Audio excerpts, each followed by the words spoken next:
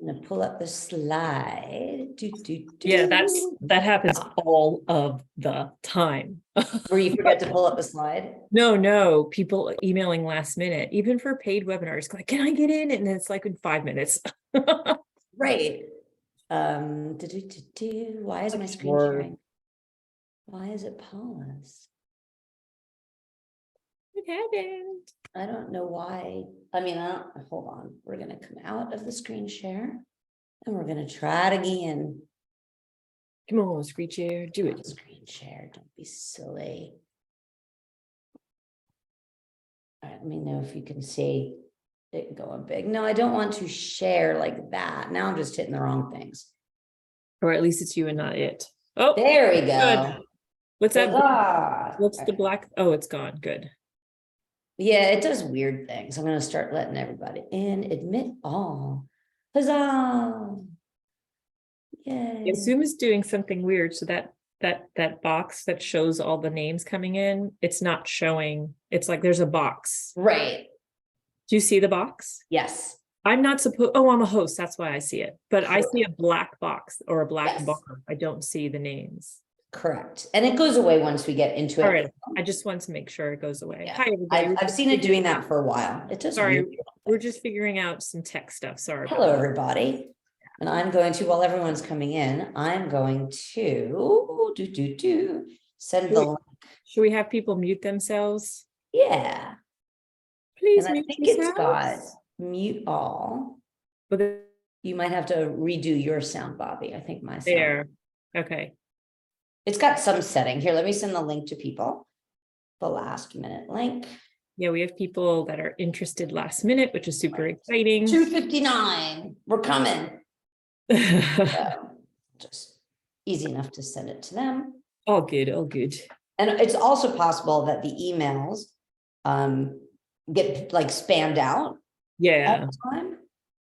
So I am going to.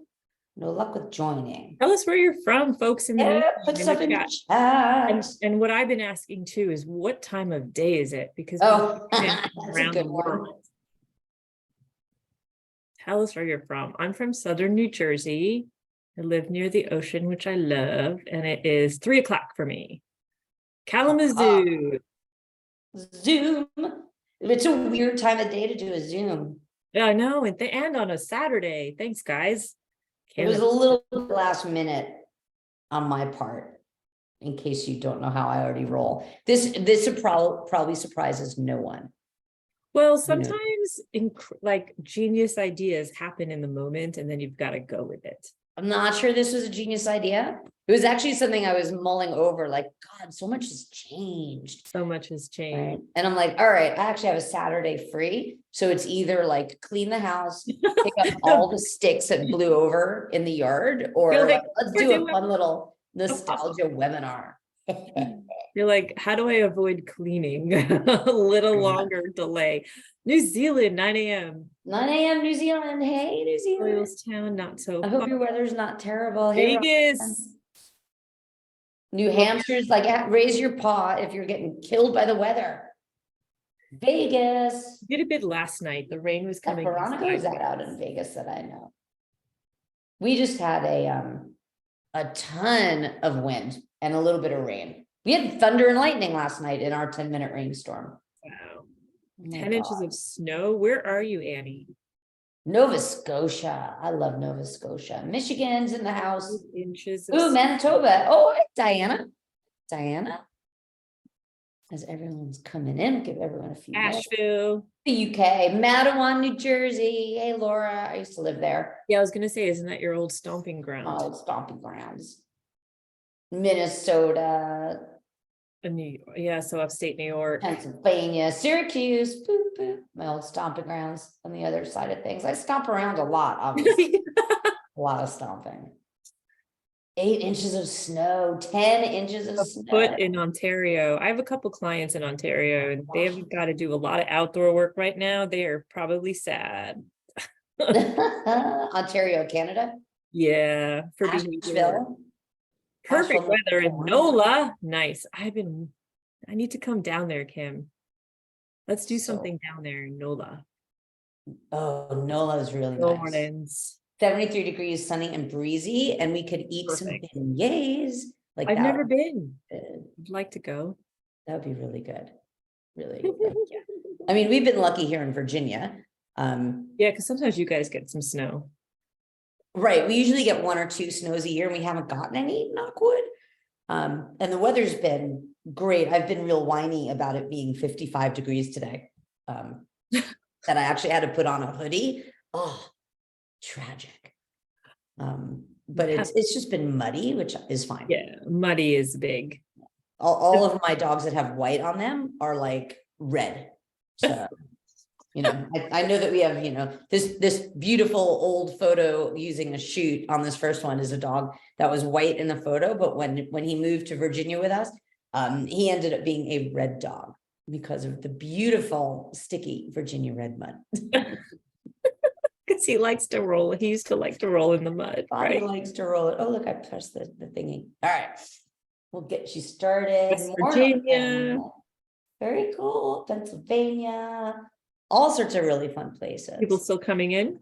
People still coming in, which is good. Let me make one last check of the messages. All right, we're good. Nice, Carol. What a nice way. I hope you have a cocktail with you. It's early Sitting for on the cocktail, but it deck, is a Saturday. I mean, I've got some walking. sparkle water, which is I have a coffee, not that exciting. very large coffee, my very large mug. I thought about getting a coffee, but then I decided it would be better for everyone if I did not. No Yeah. one needs me. A little higher than normal. It's a little much. It would be a little too much for everybody. All right. I think we can get started. People keep coming in. We'll keep letting them in. It's all good. Are we pinned to the top, by the way? Yeah. So hi, I'm Tracy. I think you can see my little box. And then the other voice you're hearing is Bobbie. She's kind of one of my partners in crime, which is awesome. She teaches at Agility U, and she's the director of education at Behavior Vets, and she works with us on the brain camps. And I saw Elliot come in. Hello, Elliot. You'll know he's here when he starts giving us sass in the chat, which is all good. And so one of the things I was thinking about in recent weeks was 2 things. One is, my God, I've been doing agility for like 25 years. And the other thing is like, oh my God, things have changed a lot, right? Like a lot. And some things have started one way, changed a lot, and then gone back, which is actually very hilarious. So I was like, we should do a little stroll. It's like fashion trends. Right. I actually have that in the notes for one of the slides. And so it's kind of like bell bottoms, right? Or stirrup pants. They're in, they're out, they're in, they're out. And so I figured we could look at all these things, and I'm curious to hear from you humans. What do you see? And some of you all submitted some really, really, really good questions that made my head hurt a little bit. Like, oh, I don't know how to answer that. So feel free at any time to put a question in the chat, right? And we'll throw it in there, or put a comment or an opinion in the chat, because a lot of you have been doing agility either just for like a few months or decades. And I want to hear from all of you, because there's a lot. It's an important sport to a lot of us, like really big in our heart. So I put together these slides to kind of give us a framework. And in the spirit of late night television, I figured we'll do a countdown of the top 10 things that we do. Bobbie's laughing at me, that we do very differently now, and then try and figure out why. Right? Like some of the reasons I know why, and some of the reasons I was like, I don't know why, but here we are. So the first thing I figured we would talk about is, I'm 25 years in and I'm still figuring it out. Right? And just when I think I have a clue, something comes along and I'm like, I got no clue, got no clue. Right? And so the main thing now that I know, I've gotten much more chill. The more we know, the more we still have to learn, and that's fine. Right? So each new dog has new things to teach me and new adventures to take me on. And the less stubborn I am and the more relaxed I am about it, the better it is for everyone. Right? Bobbie, have you experienced that in your wide variety of dogs and experiences? Yes, absolutely. And in life, like the more I learn about life in general, the more relaxed I am about everything. Right. And a lot of it, we're going to talk a bit about it today, is the neuroscience. Like really understanding the neuroscience has taken me to a whole other level of chill. So true, right? Like a whole other level of chill and a whole other level of planning and excitement, right? And so since we're doing kind of like this walk back through sports, I threw in a lot of pictures of my old dogs. And so the dog in the shoot is Export. He lived to be 16 and a half. We lost him less than a year ago. And this Dalmatian, this stunning example of athleticism, is one of my first agility dogs, Pierce. And I believe this picture was from 2000 or 2001. And it looks like he's going to do a running dog walk, but he's not supposed to. It was supposed to be a stop. I'm pretty sure he did not stop. And we'll talk about that. Right. So Elliot wants to know if I've been it for 25 years, that must make you like 60. I liked the person who on Facebook said that I must have started as a toddler. I like that person better. The truth is I might run like a toddler or like I'm 60, but either way, it's all good. So moving on to number 10, and I put these in this order roughly to kind of figure it out, but it's not a hard and fast order. And I'm pretty sure all of you all have other things that you can throw in there. The 10th thing on my list is that training in the ring opportunities have really changed over the years.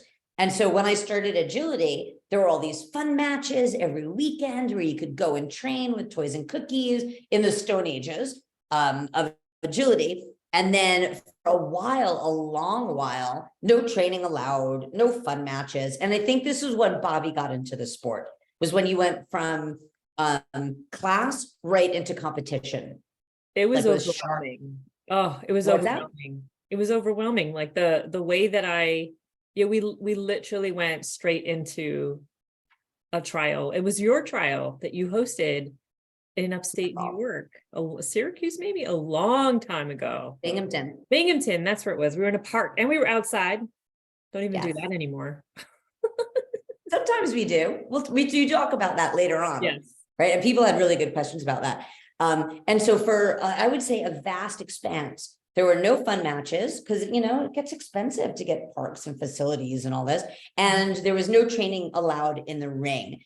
In terms of toys or food or even like redos, none of that was allowed. And that had to be like a good 10 to 12 years or more, right? Maybe even more. And then finally, in these last few years, from like just before COVID started through now, finally, if I can get the slide to go, we finally have plentiful training in the ring at trial opportunities. And that's been huge for the dogs.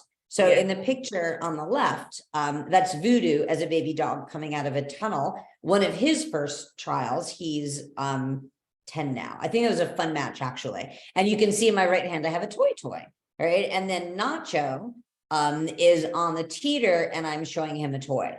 And that was also at a trial. So I am a huge fan of these not for competition training in the ring opportunities because it allows us to bridge that gap between training and trialing. So we ease the dogs in as opposed to throw the dogs in.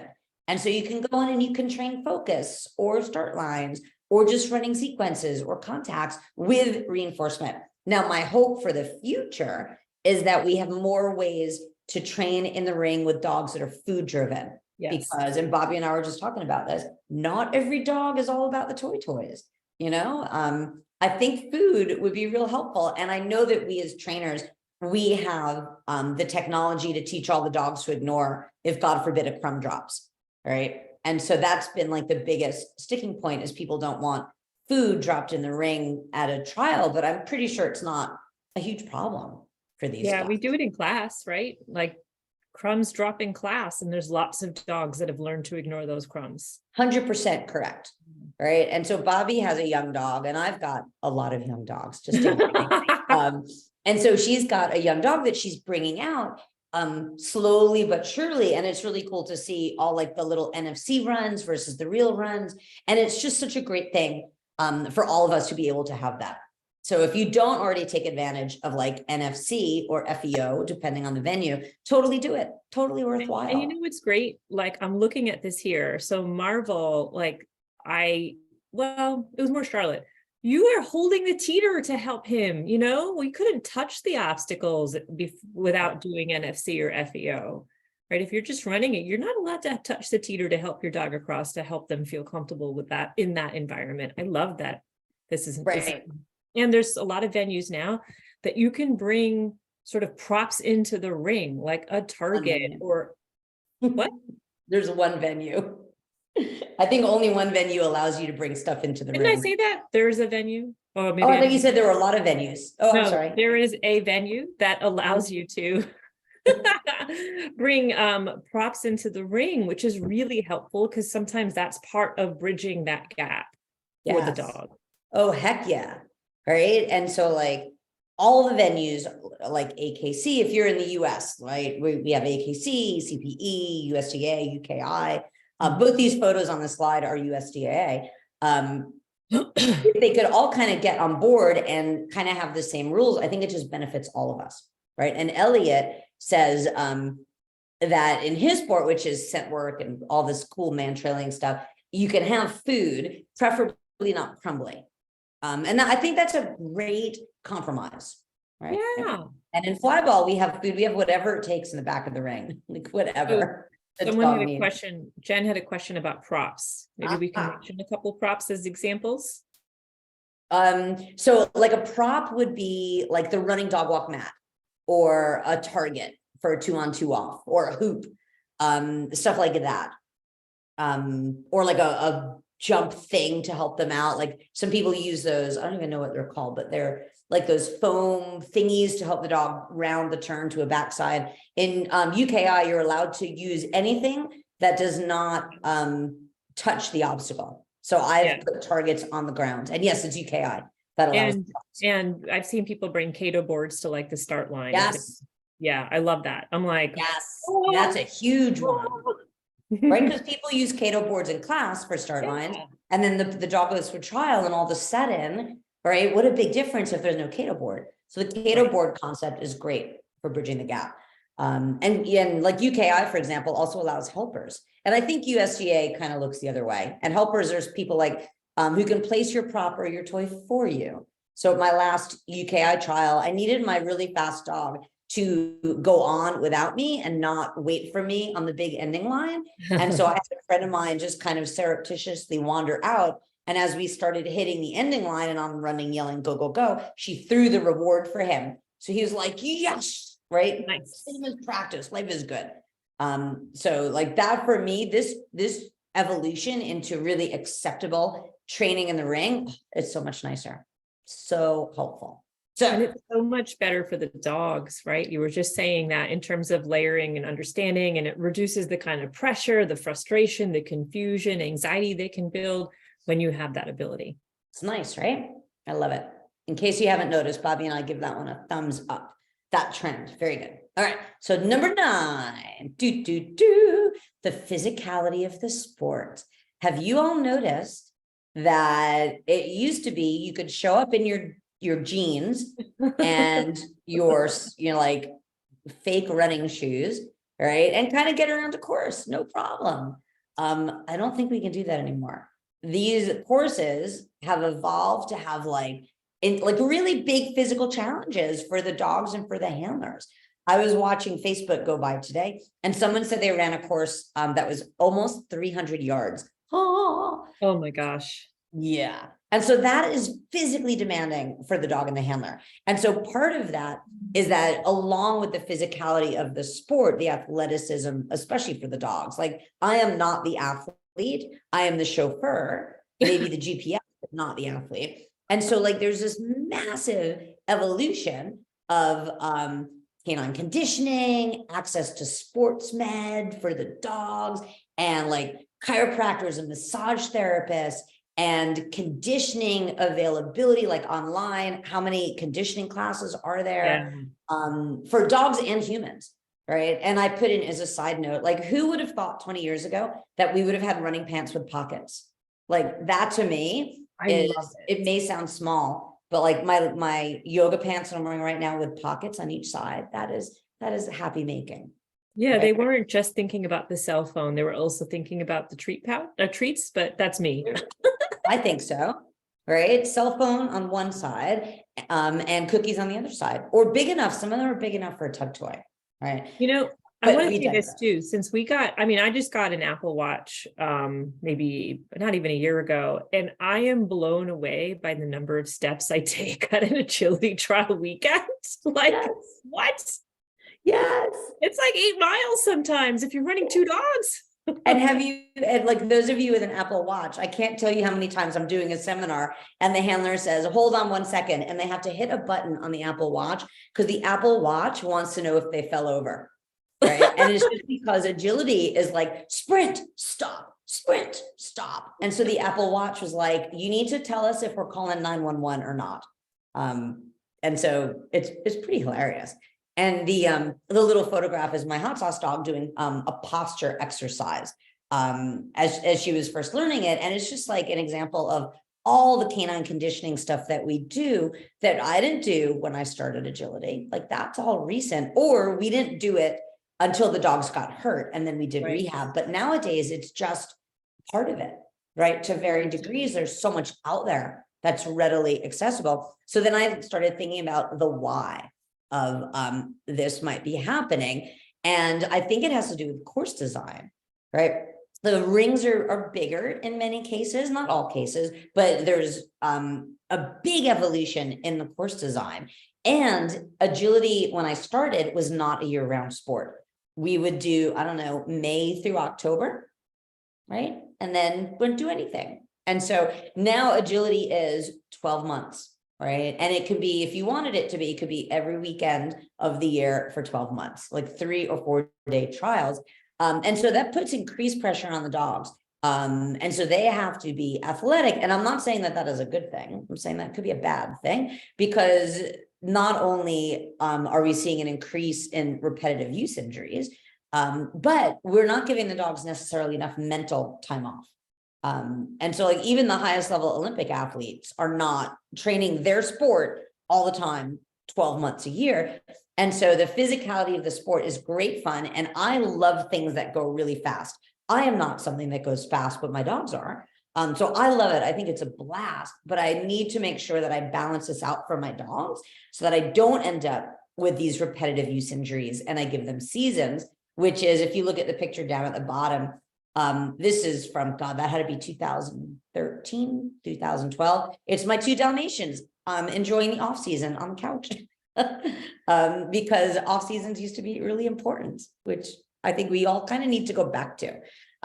Yeah, we're better at finding injuries, or diagnostics are better, but also we could all afford to give these dogs a little bit more of cycling of conditioning, and not as much year round. Let's do everything all year round. And someone on the forum asked about warm-up routines. And so everything is dog specific for the warm-up, but generally for a warm-up routine, you get them walking, you get blood in their muscles, then you do some light stretching, like active stretching, not long stretches, and then you do like tricks and explosive movement, and then you're good to go in the ring, right? So that in a nutshell is your and part of the physical warm-up is you are mentally warming up the dog as well, and you're doing that, right? And then if you ritualize it, that falls into predictability, which we're going to talk about a little bit later. But if you ritualize it, it's also really helpful to get the dog in the mindset of, okay, now we're going into the ring.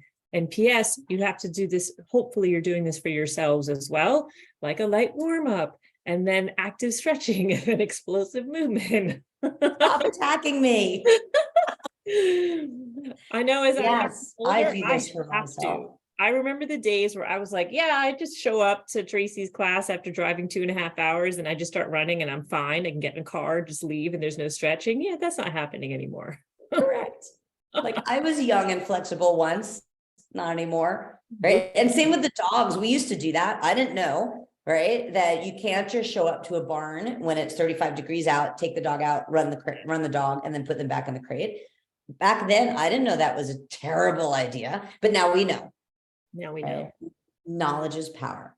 So now we just have to warm ourselves up too. And so kind of hand in hand with the physical challenges of the sport. Number 8 is we're getting really good on training the adjunct behaviors for the most part, not just sport specific behaviors. And so I couldn't really come up with a good photo of an adjunct behavior. So I got a photo of a trick that I trained export to do, which was, I called it Footshund back when Schutzhund existed, where I would say Footshund and he would like attack my shoe.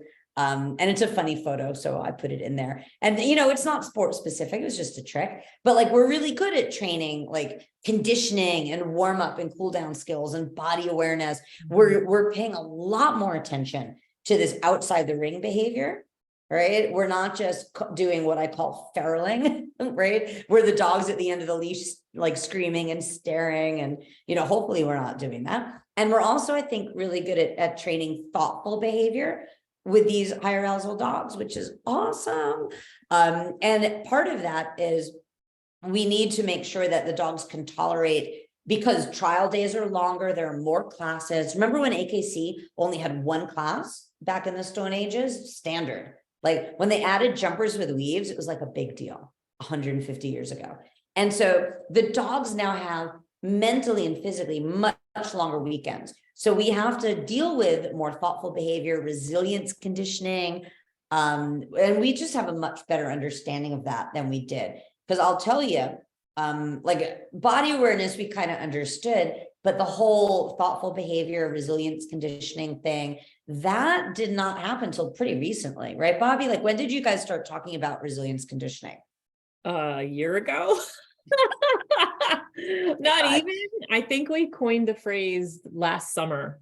And we were talking about resilience, but looking at it as like a conditioning exercise or a conditioning concept where it's you're looking at the dog through the lens of neurobiology. So it's not, yes, you're doing things with the dog, but you're impacting their internal state.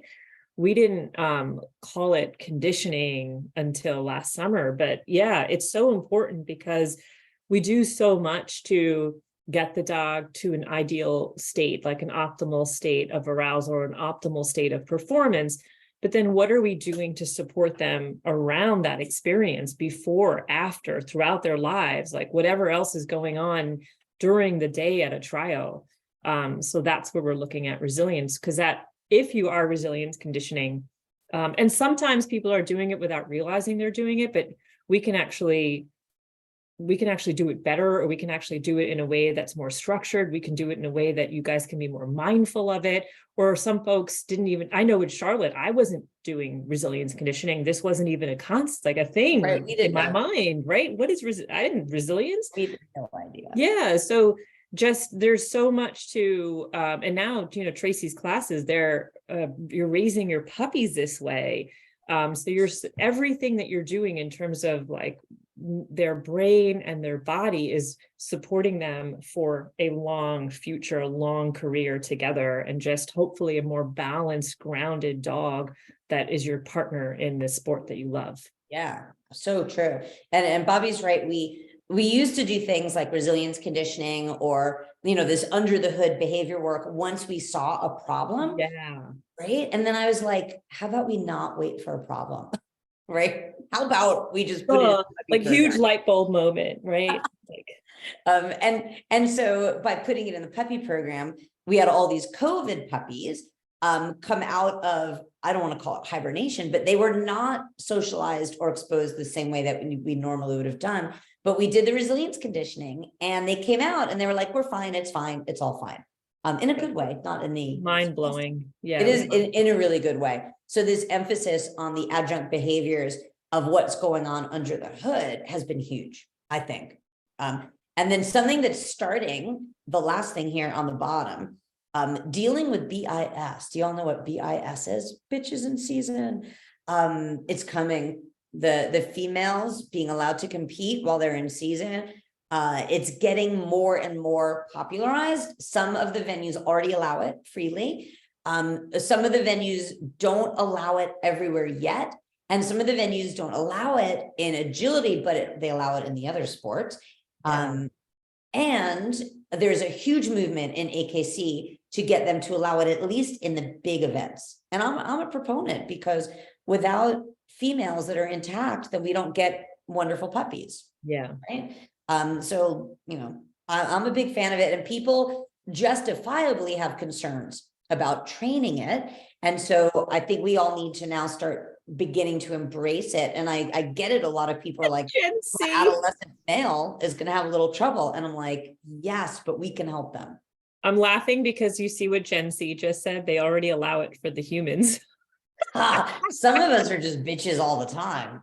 I want to add one thing about bitches in season, right? So we're looking at it from the perspective of like, I have a male intact dog and I'm going to have to think about how to manage him and support him in a trial environment if there's a bitch in season. But also having recently, or like last summer, fostered a dog who was a bitch in season, not doing a dog sport, but she also had some other behavioral issues. Just, I've learned so much in the last year about reproductive hormones and how it impacts behavior.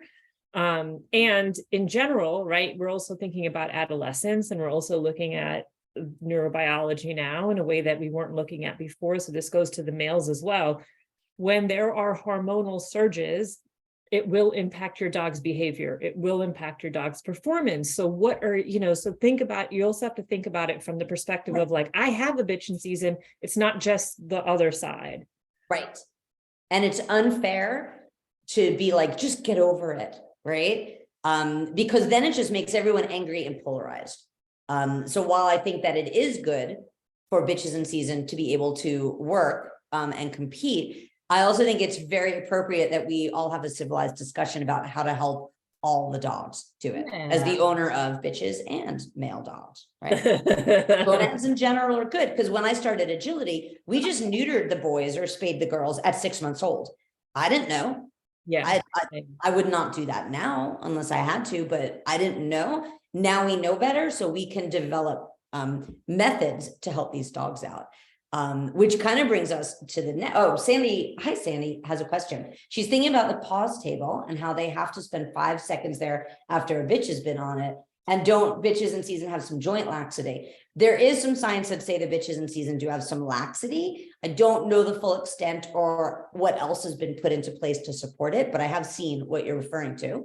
And the pause table, my vote on the pause table is just be done with the pause table. Yes. Right. We talk about the pause table later on. Yeah. And so I think a good compromise is we'll all be happy if the pause table just goes away, right? I think we can all agree on that. And then we also can help train the dogs because rather than avoid it, we can train through it, I think. Because it is like, those are both legit concerns, more research and getting rid of that damn pause table and training the dogs, but also there's got to be a way that any female of any species who is in cycle, in season, can compete, because I'll tell you that women athletes sure do, humans. So there's got to be something that makes it safe for the dogs too. I just don't think enough science has been done on that. And since I'm not a vet, I haven't researched all the science. And then somebody asked this question on the forum, and it goes along with the slides. One big change that I've seen, and a couple of you guys mentioned this on the forum too, when I started agility, I think gates were not even invented, like ring gating, right? We barely had electricity. It was so long ago. And so nowadays, if you look at the facilities that have sprung up and even outdoor trials, these rings are fully enclosed, right? And they're fenced and they're gated and there's rules. So now the question is, have we lost the adjunct behavior of focus and engagement? And someone else termed it as obedience. That was kind of a requirement back when we were in a park and there was just a pretty string, right? Delineating where the ring was. Right. And so I can tell you, like Carol said, we did parks with poles. I remember slamming the poles into the ground with just a little tape. And then sometimes it would be like a short, like a 2-foot tall snow fencing. Yeah. So in favor of all of the fancy adjunct behavior, have we as a sport moved away from these focus and engagement skills because the ring gating does that for us? But then when the ring gating is management. And back in my dog training days, when I was doing behavior work, the phrase was management always fails. So if something goes wrong with the gating, or you go to a trial where there is no gating, will your dog have that skill? And is it fair to the dog to ask the dog to work in that environment? So I'm just throwing that out there. Yeah, I mean, just because they can't access what's going on outside of the ring doesn't mean that they don't notice it, and doesn't mean it's not impacting them. Correct. Right. And so that's something that we should all really think about, is on our list of all these cool behavior things. A lot of us have not done a lot of work on ignoring dogs that are right nearby, where there's no barrier, or like end of run, or going into the ring routine. Because I've certainly seen a lot of high level dogs that either they can't go in the ring while another dog is running, or they can't let another dog in while they're finishing a run. And so are we missing that skill? Have we dropped that skill out? I'm going to give a little vote for yes, in case it was a mystery to anyone. Yes, perhaps we should focus on that a little bit more too. So it's just food for thought to throw out to you guys, so that when the management fails, when the ring gating is not there for whatever reason, you'll still be super comfortable. Right. So hi, Dee Dee. She says disc often is outside without fencing. Yes, I started in COVID. I started doing up dog, and my dogs were real young, and there was no fencing, and I had small panic about, oh my God, what's he going to do? And everyone was like, he's going to be fine. It's all fine. We're here to support you. And so it was fine. Right. And then flyball, of course, with it's 8 dogs in the ring at the same time. Right. And sometimes there's more than 8 because you have the helper dogs. Basically, it's controlled chaos, which I like. And so that is a good way to teach the dogs. Right. And like, as she's saying, non-AKC lure coursing, whip it racing, I have a whip it now. And so it's really, really helpful to do some cross training, which we will talk about in the next slide, actually. So that is really, really good segue. Thank you, Dee Dee. We planted. I know, right? Yes, only 4 dogs running at once, right? If all 8 dogs were running at once, that would be uncontrolled chaos, which would be hilarious. And so Barb brings up a really good point about the bitches in season, because it is a hot topic. There's a huge difference from bitch to bitch regarding how they are when they're in season. Totally agree. Yes. Like if I could get my tiny Papillon Crusher to be in season 365 days a year, life would be good. She's the best dog when she's in season. I'm just going to say it out here. I know this is recorded. She's not the best dog when she's not in season. She's a mean little troublemaker. And so Barb has owned a few of them. And most have had no trouble working, and we're not messy at all. Belgians, yay, Belgians.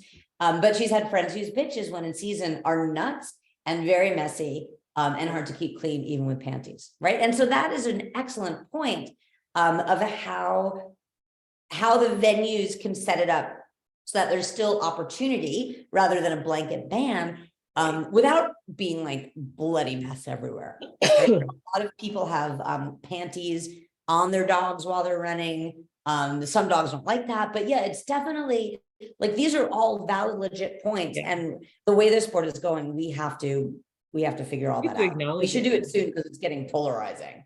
Right. Yeah. Right. And it is hard. Jill says, it is hard when you have a dog that can't run with the distraction of other dogs in an open area. Right. But you can still enjoy the game without having to compete. Like there's a lot of options. Oh, at Cynosport last year, they used poles and tape. Yeah. Right. And so like there's a really big event down in Florida where I think they've just given up on the ring gating, and they pay the workers in bacon. So the dogs have a lot of opportunities, right? If they needed to leave. So that's just all food for thought on what the next steps of the sport are, especially about the bitches in season. Which brings us to cross training, which is kind of like what Dee Dee was saying.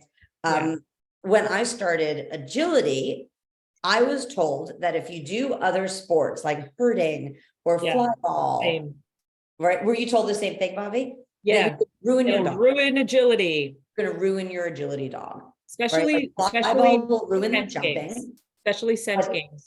Sense games, especially field work, would ruin agility because the dog would be rehearsing sniffing, because it was looked at in a very operant way versus ethology and neurobiology. Correct. Right. We were told, like, for example, oh my God, don't do scent work because then all your dog's going to want to do is sniff. And it turns out it's just the opposite. It's the opposite. Totally the opposite. I don't know why we were also convinced that we were going to ruin our dogs by doing other things with them. When actually cross training is really great. And I would say a lot of people in sport cross train into another sport nowadays. And for me, it brings a lot more passion into it, right? You're not just doing the same thing over and over. You can go do something else. And that's really, really fun. And that really helps everyone. And in a weird way, it creates seasons for your dog where they're not doing, say, agility 12 months a year. They're doing other things mixed in, which I think is good for their physical and mental health. I'll say this, I think we just didn't know before. I don't think we knew as much as we know now in terms of the benefits of cross training. And I think that's because there's a lot of experts that are now teaching us practitioners that are specialists in ethology, specialists in behavior, specialists in neuroscience, right? That are teaching us the value of cross training and then truly what's happening for the dog when they are in those situations, right? And then empirically, now we have a lot of evidence where we have lots of dogs doing so many different sports. And then we're seeing that they're successful regardless. Correct. Right. You can be like what I was told. First, I was told that something like herding or fly ball would ruin, like you can see, I put a picture in the upper left of export herding. It was a border collie Jack Russell mix. So he herded with his mouth. And the sheep were like, what is your problem? Why are you weird? But I was told at first that it would ruin the agility. And then I was told that you could do it, but it would hold you back from being good at like really good. Right. And it was just like not really thinking it through, not knowing necessarily what was going on, like what Bobbie said about like how beneficial it is and like what's going on with the dogs in the neurobiology to really, really help them out. So I am now a huge fan of cross training, right? So the only thing I throw out there as something to think about with cross training is that you want to make sure that you do build in decompression time and breaks for the dog, because once you cross train, say you pick up 2 or 3 sports like agility and scent and fly ball, then there's no time, there's no downtime.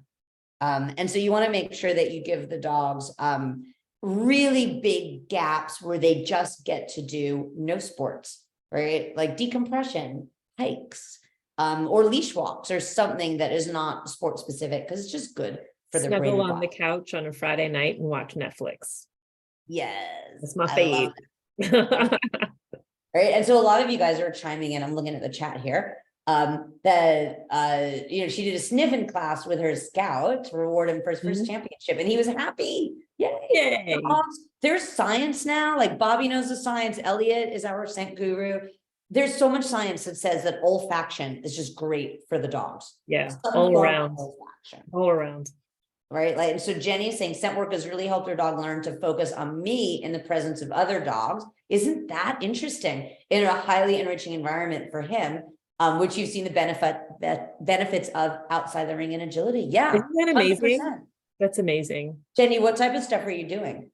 And Barb, I know Barb has been tracking. So Barb, correct me if I'm wrong, but don't you generally start your puppies with tracking? Barb is a really highly accomplished, fabulous agility trainer. He says yes. Yes. And so brilliant. She's worried about her bee season herding. What if they love herding more than agility? She did a herding with the Belgians years ago, and it was meh for you. It's possible that they will love herding more than agility, but it's also possible that they will be brilliant in agility and still love it, and you'll still achieve to the highest levels. And I don't know if there's a way to know until you try it. Yeah. So I'm pretty convinced that if my dogs had their own webinar and they got to choose who's going to do what sport, because my dogs are all at home zooming their own little zooms. So my 10-year-old dog Voodoo, agility is the thing. And he's tried herding, and he and Barb would get along great in herding because they're both like, nah, they didn't like it. Nah, it was fine. He thinks fly ball is mediocre. And he thinks disc is stupid. Like, why? Like, what's the point? But agility is the thing. Now flip that for like Contraband, who thinks that disc is the #1 thing ever on this planet. followed by agility, and maybe tied with fly ball. Right, agility and fly ball are tied.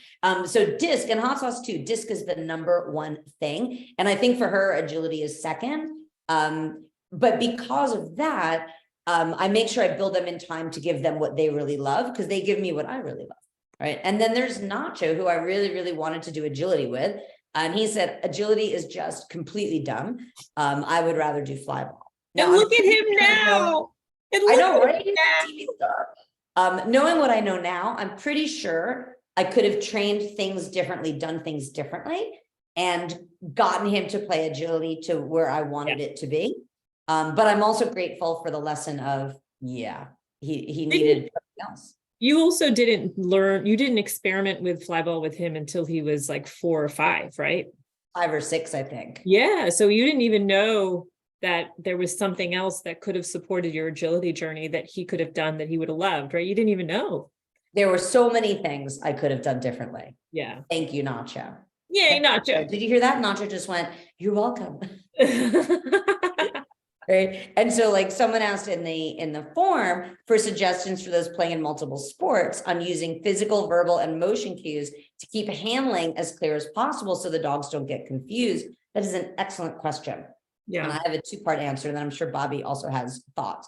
And so my answer, part of it is just make sure that you don't use the same specific cues in all of them. So like in disc, I have an around the back cue where I send the dog around me, and that is very specific to a scenario and a verbal cue, and I won't use it anywhere where I don't want it.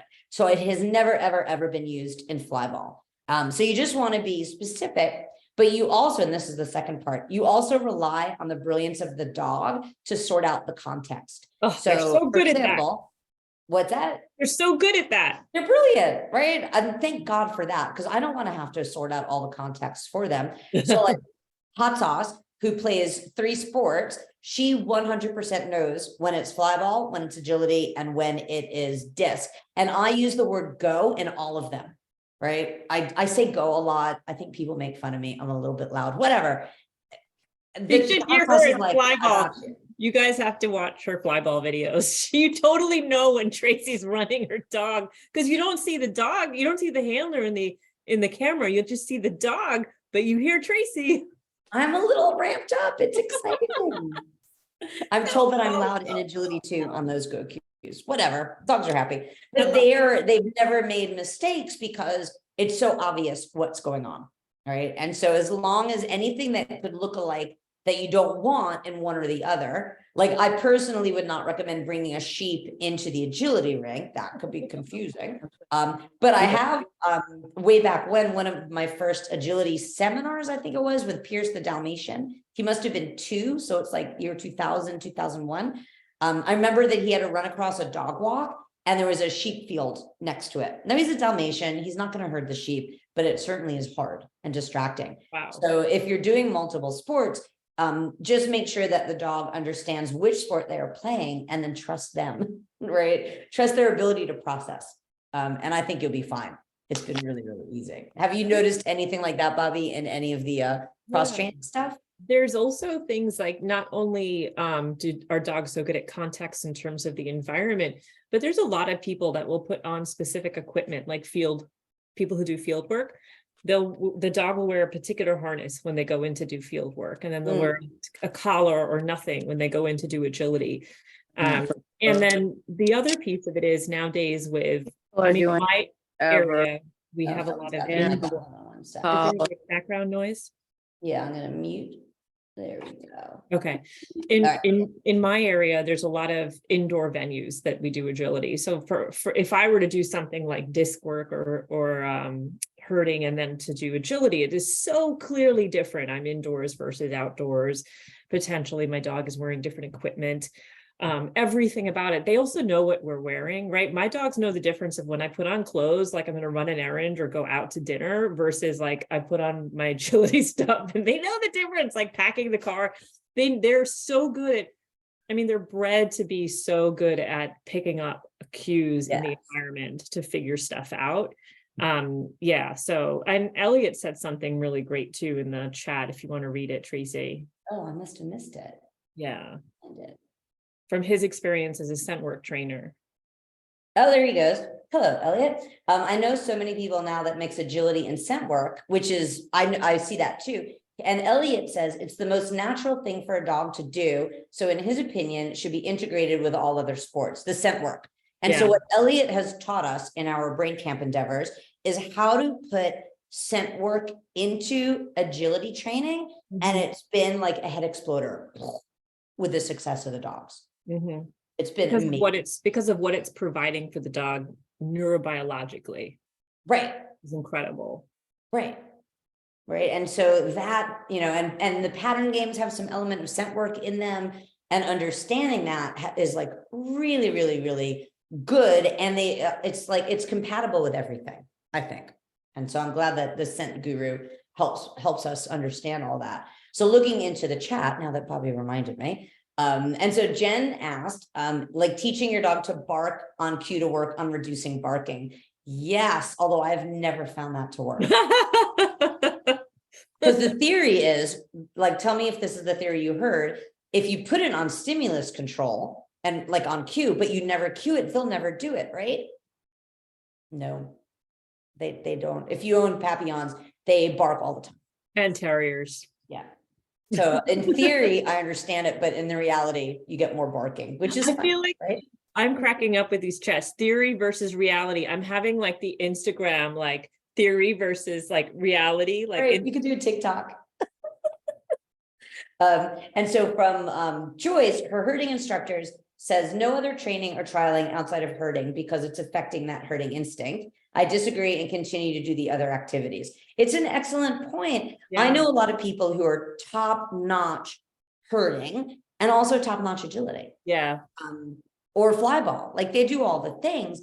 Right. And whether, they can reach world champion level, I think at some point you prioritize one sport, but it doesn't mean you have to give up the other sport. And in fact, you probably shouldn't give up one sport. So like Michael Phelps, who won, I don't know, 8 million medals in swimming at the Olympics.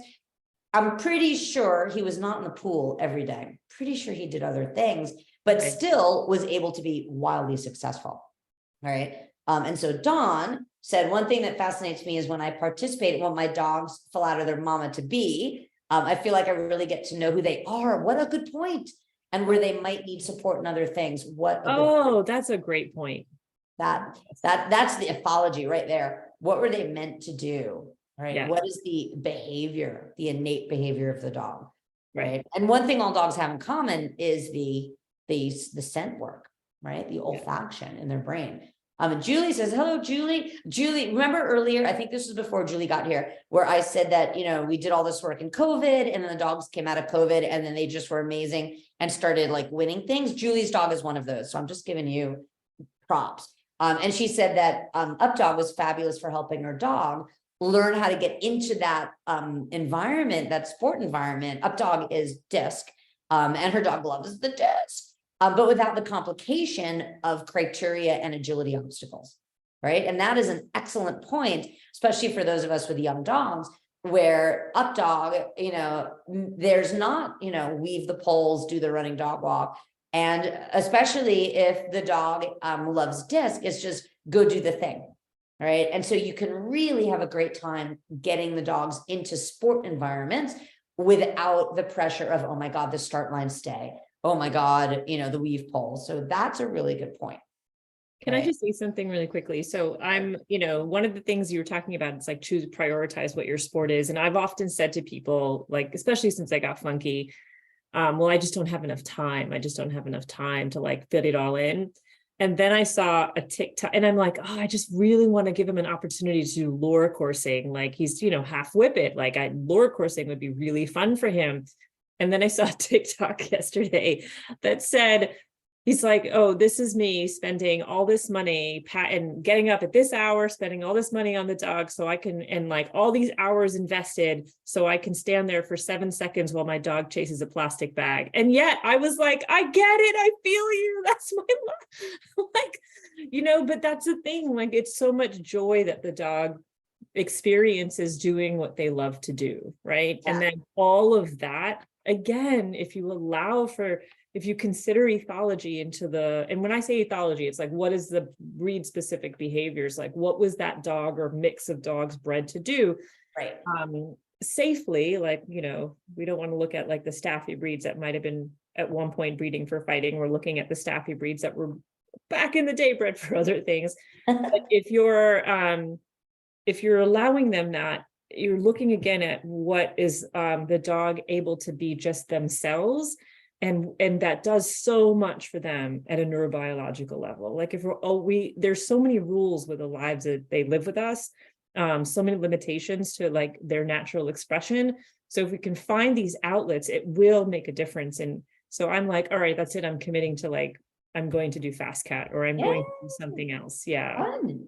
Right. And Jenny in the chat wrote that, what supports us, she's doing nose work classes in a variety of environments, which for those of us that do agility, it's hard to get in different environments and get generalization. And so the nose work and competing in the nose work trials with the distractions and the tight parking in and out of the surge, that has really been great for generalizing other sports to different environments. And that is an excellent point. Right. And other folks are chiming in about what their dogs like and don't like. And I think it's great to know what your dogs like and don't like. Yes. Right? They're dogs. I love it. Right. Rally, obedience. Right. And now I scrolled too fast. It's Janine. Now the dog's training for a UD. Right. And Laura says each dog has a secondary, maybe a tertiary sport. Oh, Awesome. And Brandy, and she told me this, she took Bobbie's got face class with her awesome little Sheltie. They're starting nose work. hey, Brandy. Yes. I've been thinking about you guys. It's so cool, right? And so Barbara said she's teaching World Team Agility members scent work. Wow. And it's really cool to watch, those dogs light up. Wow. Right? It's just really, really fun. All this fun stuff. Doc, right? I have a whippet from big time doc lines. So I want to try some doc, right? Yeah. Herding. Like there's a whole world out there, and it's great for the dogs. And then we meet other people, and our communities expand and grow as well. And we learn from each other. Truth. Like I love my agility family, and I love having my flyball family now too, which is amazing. All right. So let's move along, because we could spend all day talking about other sports. But number 8 is technology. Oh my God. Has technology changed since I started this sport? So when I started in my jeans and my flip phone, we didn't do like all of this videoing. So now we've got all of this fancy stuff. So I put a picture of an iPad. So we do instant replay. We can do it in the moment and at trials. We can take a video and slow motion it to see what the handling was, what the dog was reading. And like video review has just been incredibly useful for really building up what we understand about the dogs in any sport, not just agility. Does anyone remember Dartfish, that technology that was like $2,000, maybe 10 something years ago? Basically, we have that now in our cell phones, which is just amazing. It's crazy. Yeah. And so like between all of the ability to videotape and replay and do video review, now we've got like online classes and webinars, of which we are all sitting right now. Hello, everybody. And so it's just been like the access to information from around the planet has just, I think, exponentially blown up our ability to improve in training and handling. And like what Bobbie was saying about community, like what a boost to all of dog sports. And then you look also at the technology that's coming into trialing, like online entries. Although I admit that yesterday I had to send a mail entry and I was mad. A printer and like a freaking envelope and a check. I like the online entries, and a huge shout out to Agility Gate, Roger. Because now, like what Agility Gate has done, if you haven't used it, it's an amazing app. Electronic timing, of course. Do you remember when we sat there and hoped that our little stopwatches would work? Electronic scoring now is coming into play, where you just type it in the computer and it shows up on a screen. Or UKI now just does it all on iPads. It's amazing. You can also see prototypes for beeping contacts for the running contacts. there's clicker mats now, there's the remote feeder, the treat and train. And so the future of the technology is just going to be amazing. I personally think that there's going to be electronic contact zones in the future. I know they're around.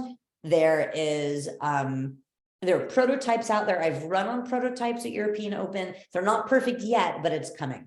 It's totally coming. There's also an electronic table that beeps and counts down, but that's just annoying. They should get rid of the table. I might have mentioned that earlier. So that's the technology part. I have a feeling there's no controversy there, and we're all kind of really into the technology.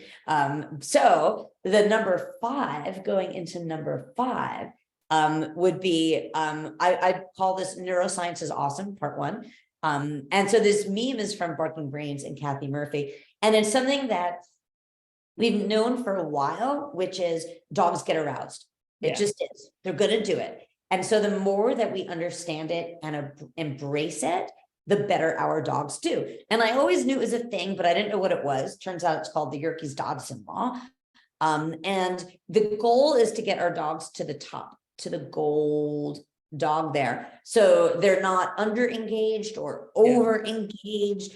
And so basically the dogs are going to go into a different state of arousal anyway in training and trialing. So the more that we go there and we go with them, the better it is. And what we found is that by doing that, by figuring out who they are and how to help them manage arousal, everything is so much more successful in dog sports and life. But, you know, we're talking about dog sports today. And so that has been a huge game change for me, is to, instead of trying to calm all the dogs, I'm like, all right, we're going to deliberately get you aroused. And that will help you succeed in your dog sports, right? And Bobbie does a lot of this in sport and her regular work, right? You're seeing a lot of use of this. Absolutely. And I just put it in the chat. Some of you guys who do sports might recognize it as the YD curve. I know that's the first way that I learned about it many years ago. And the reason that we have, or Kathy created little bubbles, balloon dogs, is because the idea is that they could pop. So if we have the little blue dogs. I didn't know that. I thought it was just cute. Oh, yeah, it was in our resilience seminar where like the balloons we had like a little balloon dog, and we don't want him to pop. Oh, that makes sense. Yeah, you're like, why? Okay. You just went with it. You're like, the neuroscientist said we're going to use balloon dogs. That makes sense. I was on board. I was like, this is good. Yeah. So, you know, in the sense of looking at arousal and looking at how you can surf the YD curve, you know, the dog's optimal arousal looks different in terms of your individual dog. So where that golden dog is typically optimal, or as peak performance, optimal arousal, but it takes different things for the dog to get there, right? And sometimes maybe your dog's stress high, stress low, that might be familiar terminology for you guys, but it looks different for the dog. It could look like a dog that is kind of pawing at you. And I saw this at a trial recently, and I thought, oh my God, that dog is not actually having a good time. But it actually was in zone 3. It's so tiny, I can't quite see all the words if you read them out to me. So the dog was in zone 3 because what I was seeing was this dog that was like fidgety and like couldn't relax. But people will mistake that as a dog that's excited to run. But actually, I'm like, I can't wait to play the game. But there was so much more going on based on what I was observing in the body language. That wasn't a dog that was like grounded and ready. Like, okay, looking at Michael Phelps again, at that example that Tracy gave, did you ever watch him? Like any of the Olympics, like especially swimming, I loved it when they have their headphones in and they're just like in the zone, and but you don't see it you know. And then there was this one swimmer that she would just sing and dance and do like musicals, like that would be you, Tracy. Like her.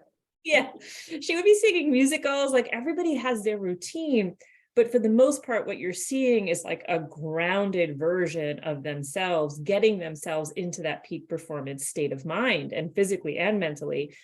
And so it's important to understand what your dog looks like when they're in peak performance, so you can understand, because most of the dogs that I've seen doing sports are in zone 3 or 4. Most of the ones that I tend to see, because they're coming to me because there's a problem usually. But it's not often that they're in that gold bubble, golden dog there. So we want to get them there, but that means understanding arousal and understanding how to help your dog get there and how to support your dog in remaining there. And to also, that little golden bubble piece, it doesn't last very long, right? So you also have to understand, like, literally in the moment, in the middle of a run, they could suddenly go to zone 3 and then they can get back up to peak performance. I've seen it with my own dog, Topper. Yeah. Right. And people are like, well, how do you know? So here, let's go back to here for a second. Technology, right? How do you know? Well, videotape all the things, right? Here's some music playing in the background. Let's take a moment. You got the mute. I think he's playing music for us. And so the other things about what Bobbie was saying about peak performance is, that peak performance, we understand what that attentional state is. And so in our training nowadays, we can teach ourselves and the dogs how to shift to the different attentional states. So I start that really young with puppies. And then we know what they look like in the different states and how to help them get there. And they know how to go back and forth between the different states. Right. So someone asked in the chat, in the form, can you address arousal barking while on course from the dog? A male 2-year-old dog, maybe adolescence, cattle dog. Arousal barking, it could just be that the dog is in peak performance and nailing it and just barking as they go. Or if they're stopping and barking at the handler, they're probably in zone 3. And so in that situation, it's kind of a 2-part answer. One is teach the dog the coping skill and the resilience for when something goes wrong. And the other is videotape, so you can see what the information is happening and why the dog is frustrated. Because that type of barking, when they stop and bark at us, that's frustration. I've been there. My voodoo told me all about that. Right. Also, going back to what you were saying, where the dog's in peak performance and barking, and then you said like how to address it through resilience and coping strategies. Or dealing with frustration, when you have a dog that is barking in the moment like that, you actually don't want to address it in the moment, right? So like it's not an operant thing, right? It's not like, oh, I'm asking you to sit and now you get a cookie, or I'm asking you to hand touch, now you get a toy. That if the dog is barking at you and you're trying to like stop the barking, they're doing it because it's not even conscious. They're doing it based on feelings. They're doing it based on arousal, and it's all neurobiology. So you have to address it indirectly. And that's what Tracy's referring to. Because if you try to address it directly, if you address it directly, you're just going to create more spiraling. Right. So like if the dog is barking because they're frustrated, the choice is not to bark. They're just frustrated. They're expressing an emotion. And if you're like, shut up, they're like, what? I wasn't saying anything. No. All right. Right. Or you like tell them to like down and the dog's like, that's the scientific term. Right. And so it's kind of like, if you're really passionate about something and someone says, stop shouting. And you're like, I wasn't shouting. Right. And so that's, and the one other thing before we go to the next slide is that, understanding this helps us not freak out about like sniffing or zooming. And we also know that if we can get them into arousal and training, that they'll be better able to remember what we've trained them when they're in arousal at a trial. It has to do with the arousal state of encoding and retrieving, which is amazing science. And so that we'll leave that as a cliffhanger. I can pull up the study on that because it's also hilarious. There's a couple of people in the chat with questions. Oh, go for it. Well, I was going to ask, I don't know the answer to one of them. Oh. Will the replay be available for folks who did not sign up? Oh, yes. Oh, yes. You did pay it. Oh, the big board. That's you. That's right. Yeah, that's right. The big board. And so Diana, hi, Diana, she says she's doing a perfect example of what might be counterintuitive with this arousal, which is she needs her dog to be more pumped up. Right. And a lot of people think, oh, no, I have to calm the dog down. Nope. Pump him up. Right. Every dog is different. And she's found what works for her dog, which is awesome. Because neuroscience is awesome. Neuroscience is awesome. Right. And because it's part one, we come back to something different in neuroscience later. Now we're into the heavy stuff. Oh my God, course design evolution since I've started, holy bananas, it is so different. So this photo in the top right that I'm circling with the mouse, with me running Pierce, look at that giant tire frame, dear God. And I'm running next to him. I have good connection though for that one. But man, that was 2000, I think, maybe 2001. And everything was just take what's in front of you, nothing fancy, everything's pretty close. And then the lower left here is voodoo. And this is like counter motion. I'm going the other way. Clearly I'm yelling some type of verbal. So like, here are some of the changes I've seen in course design. And so more distance between the obstacles for sure. More dog speed, which goes with more distance between the obstacles. Plus we're training them to go faster, right? I don't think my original agility dogs were fast compared to what dogs are doing now. Yeah. More distance skills required. Which was kind of funny because when I started agility, we needed distance skills and then it went away and now they're back with a vengeance. There's an emphasis on what I call extreme obstacle independence, where they basically have to be doing one thing while you're running the other direction, sometimes on the other side of a dog walk, and layering is back. Like bell bottoms from the 70s and stirrup pants from the 80s, layering is back, which is good, it's fun. As long as you've trained it and the dog understands it. And so you'll also see extreme jumping skills, meaning instead of just jumping straight over jump, the dog is doing backsides and threadles and all these super, super tight turns and wraps. That is not easy for the dogs. That is hard for the dogs. And we need to be aware of that. Has anyone noticed that there's a lot of verbals? We often catalog our verbals a couple of times a year in the online classes, and there's something like 27 directional verbals now. Obstacle names, there's so many verbals. They're helpful though. Not all dogs process them over motion, but even if they help a tiny bit, we'll take them. There's a huge emphasis on safety in course design in terms of stretching out the tunnels, straight contact approaches, straight tire approaches, where you put the spreads. So, which is good. I like this huge emphasis on safety. And there's also an entirely different style of discrimination. When I started agility, the big discrimination was they put a tunnel underneath a dog walk ramp, and you had to cue the dog if it was the dog walk or the tunnel, or the A-frame or the tunnel. Yeah, I haven't seen those in years.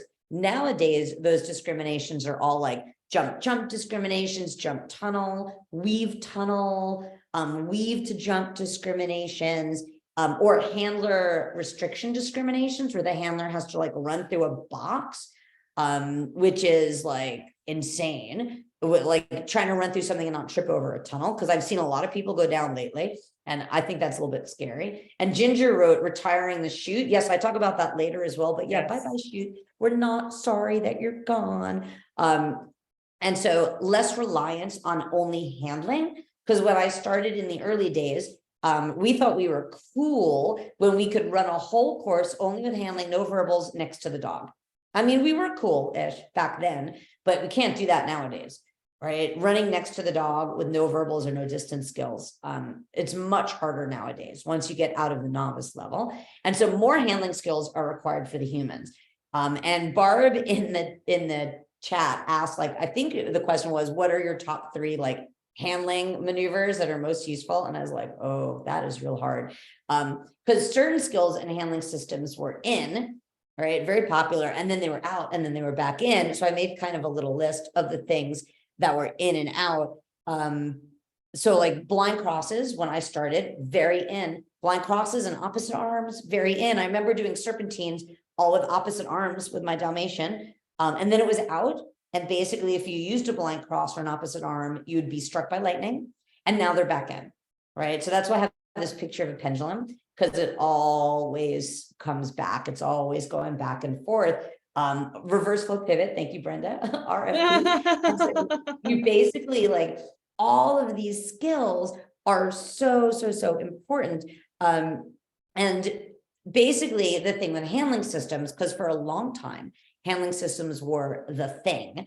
And I think that was good for where the sport was. And I think handling systems are no longer a thing. And I think that's also good where the sport is now, because handling systems were basically one size fits all, which is what we needed like in 2008, 2012, maybe. And it advanced us. But now I think we understand much better how to handle and how different the dogs are. So I'm kind of glad that the handling systems are no longer a thing, because we don't have to kind of shove you all into the same thing, right? Every dog is different and needs different handling, which is good. But the other thing I'm seeing in course design evolution is that there's a huge split now between the different organizations and the design styles, and like American agility versus FCI, European agility. And so in some ways you pick your own flavor, right? You can choose what you like. You've got AKC, CPE, USDA, NADAC, UKI, all just here in the US. In Canada, it's got more overseas, New Zealand, Australia. And in the US, because a lot of people like the European style, there's been a huge upswing in cups and ISC, and UKI is leaning towards that. And even individuals just flying over to Europe, not even part of a world team. And so this is all really, really good. I will throw out there that it's possible that the more speed and the emphasis on safety, like all these straight lines and stuff, that might actually be a little bit dangerous, because I've seen some amazingly awful accidents because of the high speed. So I think people are always like, where is it going? I think it's going to swing back to a little bit less speed, a little bit less yardage, and more technical. So the dogs are not going as fast, because speed will really get you, right? And I think that's something that we've all kind of seen going down. So I'll answer Barb's question, because I totally did not answer Barb's question of what I think the top 3 handling changes or important things, the best changes are. I think understanding connection is top. For handling, I think being able to stay in motion and being able to get verbal cues to override decel is really, really good, because those of us that are not 21 anymore can just keep moving and the dog will still turn as needed. And then I think the other thing is my personal favorite, which is blank process, right? And so Barb said that handling systems like Linda Mecklenburg's Awesome Paws taught us how to analyze our performances and allowed us to know why the dog went where they're going. I totally agree, right? And that's why I thought that handling systems, whichever system, whether it was Linda's or Derek or One Mind Dog, I think everyone needed to visit a system at some point.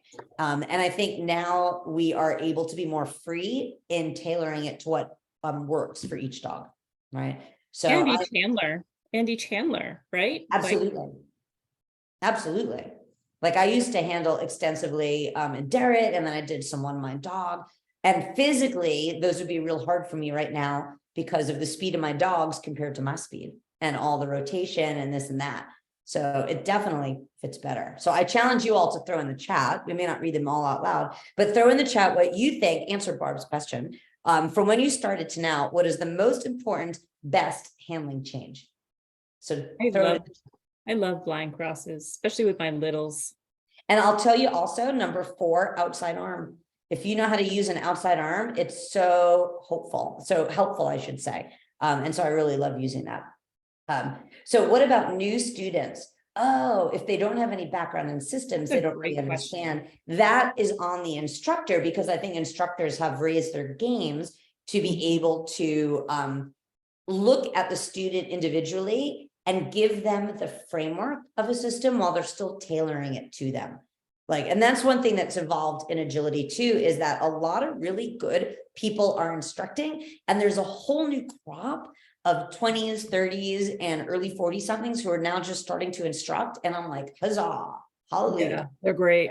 They're great. And they're really, like you said, really great at customizing it based on the dog and looking back at ethology again and the structure of the dog, right? The breed mix of the dog, or how the handler moves, like what is ideal for that team? How do I make this work for that team?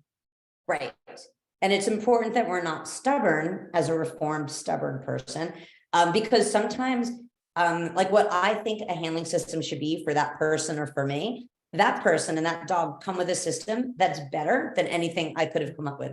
Right. And so I'm actually learning from them. So I've learned, do not be stubborn, because there are things to be learned on both sides of it.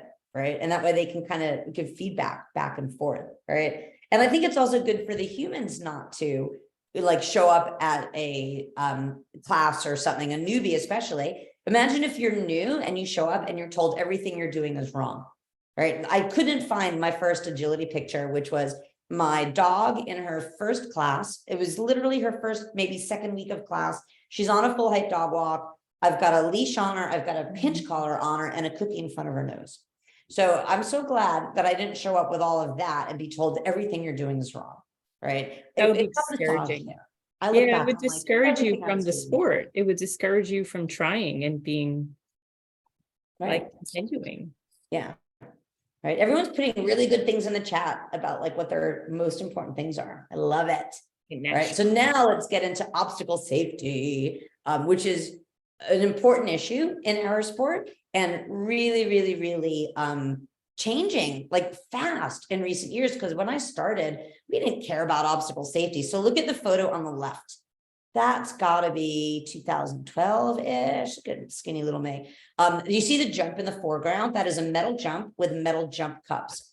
Oh dear, right? We would like attack that place with pitchforks and torches right now. And the tunnel behind me had like one little happy tunnel bag on the end. And then the photo on the right, look at this beautiful jump with no jump cups. The dog is jumping right next to it. Very, very nice, safe, light jump. And so the jumps are becoming more like this, and thankfully these metal jumps are really going away. Also, I think universally jump heights have come down. And there's some debate on that, like, oh, it's better to jump higher, right? Less impact. Nah, I think overall it's probably better for the dogs to jump lower. And it's also good that we can have the dogs jumping, like when they get older, there's another height that they can drop, or in Canada, 2 heights that they can drop. Yeah. And so here, let me click the next thing. Oh, let's talk about tunnels. Oh my God. This was fun to dig out these photos. So tunnel safety is like a thing nowadays. I'm sure, Bobbie, you are seeing all of that as well in your neck of the woods. Bobbie's area is a really good hotbed of agility. So the picture on the left is 2001. That is NADAC tunnelers. And this is not a NADAC reflection. It's just what it was. God, I love NADAC tunnelers. Look at this tunnel, and it's straight and it's scrunched, and there's only one tunnel bag on each end, and the tunnel behind it is like also not really bad. And I remember trialing this powerful Dalmatian, and the tunnels were moving all the time, but I didn't know. All right, so now we have tunnels with grip. Course design is better. We stretch them out. We don't have any of those like corkscrew tunnel things, and more tunnel bags. So the picture on the right is from a relay finals at World Championships, and look at the tunnels. And I thought it was fine. I ran that course, right? I didn't know. And so you can see there's very few tunnel bags. This is what the course looked like. All right. Oh my gosh, things have changed. Yeah, no more So S-shaped this tunnels. Yeah, I'm loving what people are saying in the chat, like no more S-shaped tunnels. Like that was a big thing. I remember about maybe 10 years ago or 8 years ago, 10 years ago. Yeah. Right. And I'm like, it's just like, I can't believe we did that with the dogs. Right. And so this picture on the bottom is from 2021, and there's already a lot more tunnel bags. And this event in 2022 already upped their game with more tunnels. And it's better for the dogs in terms of safety. And Mark, who's one of the people who does a lot of experimenting with different types of obstacles to improve them, built jumps with sliding cups, but no one liked them. I think the reason people don't like the sliding cups is that it takes an extra moment to change your jump heights, because there's a facility I go to that's got the things where you don't have to have a cup. You'd move the cups, but every time I show up there, they've got cups in every possible jump height, which negates the safety of the jump. So I'm a pain, I pull them out. So people probably just didn't want to deal, but I'm like, I would like to keep it super safe, especially because there are accidents with eyes and shoulders. Keep it as safe as you can. Right. And so Brenda says this all enables more speed, which may be too much speed, right? There's definitely the rumblings of that in terms of some of the injuries we're seeing, and some of the Europeans are starting to say that too, right? And Carol's saying the Papillon did a 6'3" A-frame with those giant slats and the chute, right? Oh yeah, we're going to talk about the chute. There's better grip on the contacts, the tunnels, the weaves, the table, all these rubberized surface, right? So here's my dog sticking her, she's not sliding off the end of a teeter. because it's rubberized. And you got to give props to NADAC for doing that first, because they did that and we all were like, ha ha ha, that's just silly. And now I'm like, damn, they were just ahead of the curve, right? So that is a hugely important one. Weave spacing. When I started agility, oh my God, weaves were like 18 inches apart. This is my first agility dog. It's my first, maybe second agility photo, 1998. We were doing some type of book for her breed. And those were the weave poles we were using. Fancy. And notice how I was just wearing like normal human shorts instead of running shorts, because it's 1998 and I didn't have my hair back. I actually I probably had makeup on like a real person. I have abandoned all of that. And so now they're better state. We don't tape them anymore. So here's Crusher, who's a 9-inch tall dog. These were 18-inch weave poles, 2014. And you can see this tape hanging off the weave poles, and dogs have sliced their eye. Right. So this is a photo on the right from 2022, which are, I believe, are 24-inch weave poles. And the black and white are not taped so that the dogs are not slicing. And we see a lot of solid colored poles, right? And so that's really, really helped the dogs. And then you can't talk about obstacle safety without talking about the tires, right? So like 2000 was that giant tire. Look at the size of the tire the small dogs do in 2009. And nowadays, these beautiful cylinder tires and breakaway tires are becoming all the rage, which totally helps. And they're so much lighter. I mean, they do put bags to secure them, right? But in terms of the actual tire itself is so much lighter, where you're not going to have a dog get tangled up in the wires and such. It's so important. I've seen I've seen that happen. My dog Matrix did that. She was a high arousal dog, and she just had a whole tire fall on her, like the big one that the Dalmatian's jumping through, that type of frame just fell on her. And it was super scary. And so I'm really glad that they're doing these types of tires nowadays. Before I started, my understanding was they would just get a regular tire from a car and maybe put some duct tape around it. Really? That was before my time. Cylinder tires are not yet legal in AKC. We should work on that. Right? Because look at that beauty. But breakaway tires are legal. So at least that's a start. Right? It's a definite start. And then huzzah, no more shoot. The only thing I can say that's good about the shoot are the photographs. Like that's an awesome photo, right? But man, I don't want to. They were scary.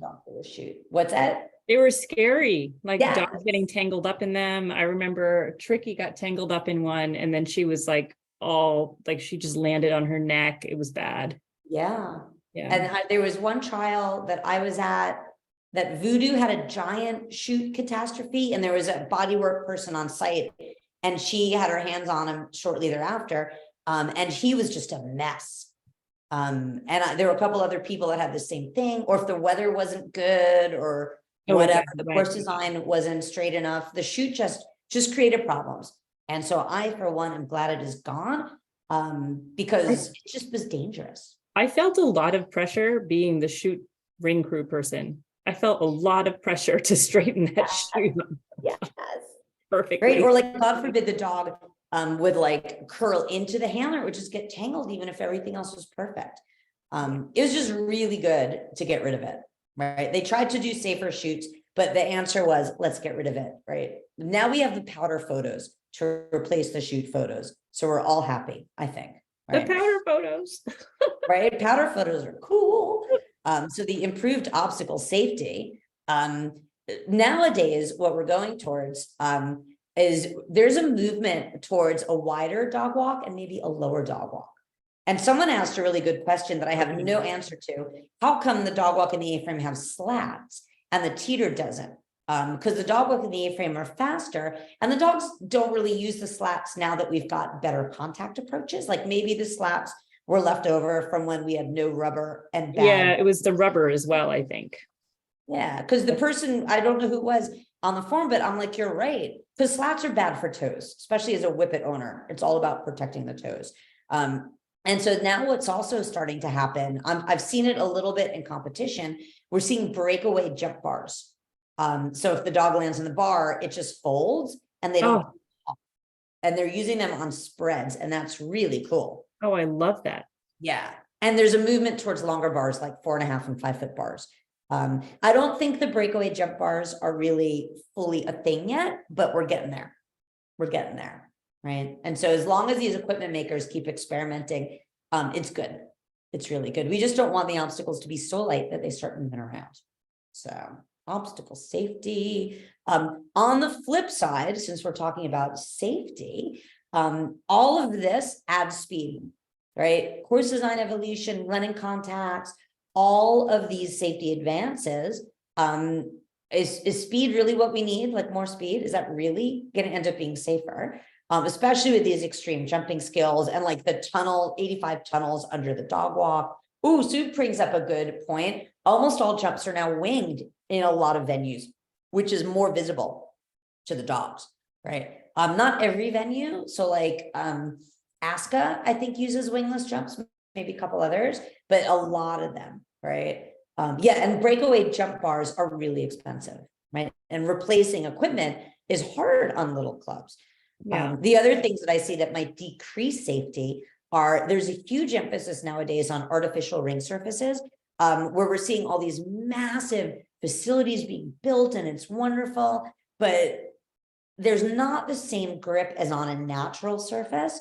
And now that agility is year-round, I think people are willing to sacrifice good grip, good footing in order to keep playing agility. So that's not necessarily a safety increase, right? Running on really, really good artificial surfaces and not in mud, that is a safety increase, right? Bobbie, do you have any experience running like in some skanky outdoor conditions? Probably. I'm sorry, you're just cracking me up today. So you always do, but it's funny. So yeah, I will say, not that I shouldn't have, not, this is terrible English. I should have paid attention to this before with my little dogs, but I think I got away with it for such a long time, running on turf, all kinds of turf for a very long time, because my dogs were 8-inch jumpers. And so they weren't, even though they were fast, they weren't necessarily, I mean, it's 8 inches. It's like nothing. They're taller than the 8-inch bar.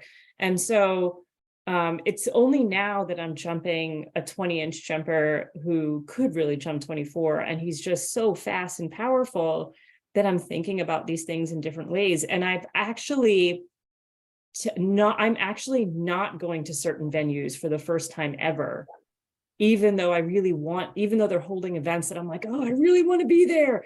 Because I'm thinking about the longevity of my dog, right? And so that might require me to travel more often. That might require me to look at a different venue if I feel like trialing that weekend, or I just do nothing.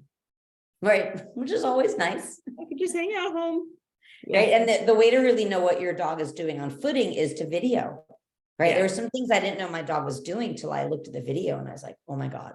The other thing that's getting popular is in UKI, we're allowed to wrap the dogs like we do in flyball. And so I've wrapped my dogs on some of these turf footings, and it makes a world of difference because they can grip better, right? And certain venues go off the list and it's sad because the venues need the support. And so it's kind of a hard balance, right? Right. And it's, in some ways it's better to not be running in mud. Like a couple of you guys are strolling down memory lane, like Susan just put in Fairhill, which was an amazing trial. The picture of my Dalmatian on the dog walk, that was from Fairhill from like a million years ago, but it was also notorious for like mud fest. All right. And it, like, now we know that we would not do that, but back then I ran my dogs in mud all the time. I would just wear soccer cleats, right? What did I know? Oh, now, yeah, I remember that. Or it's just like, oh, like the morning dew, right? The first runs of the day and the grass might be a little wet. And they fall on their head. Yeah. Or the equipment, might be a little bit moist at 8 o'clock in the morning. Or like there's frost on it, so we like get hair dryers out and extension cords. Like I look back and I'm like, that was a little crazy cuckoo. And that's why there's a lot more indoor stuff, and we just need to make sure that the surfaces are really good. And so taking care of all of that. Somebody asked about where to wrap the foot. Barb, I think, asked that. It depends on the dog. So one of my dogs would rip his stopper pads on his carpals, on his wrist. So I wrap from the top of his foot up past the stopper pad, And I also wrap his back feet because when he's decelerating into a turn, he would slip or he would burn his foot. And so for Voodoo, my 10-year-old dog who really struggles on turf, I wrap the entire foot. So it's on his pads as well. And then he can grip turf. But I also, now that he's older, I'm like, I'm not even comfortable running him on turf at all. So he, as a 10-year-old dog, he only runs on perfect footing, which means I don't run him a lot because perfect footing is hard.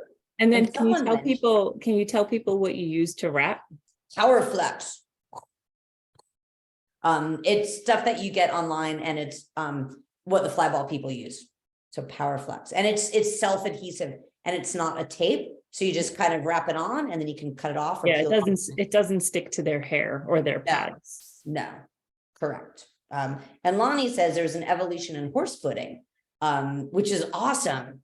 There have been times where we've been in some horse arenas, and that footing. They're beautiful. Oh, all right. And then it becomes like the magic of being able to, grade it just right for horses versus for dogs. But people are out there doing the work, which is great, right? Horse people have been into footing for a long time, because if something happens to the horse, it's possible one or two things die, right? So the horse people, it's really important about the footing, right? If my dog falls on his head, I don't feel it because I'm still relatively upright, and he won't tell me that something's gone wrong until much later.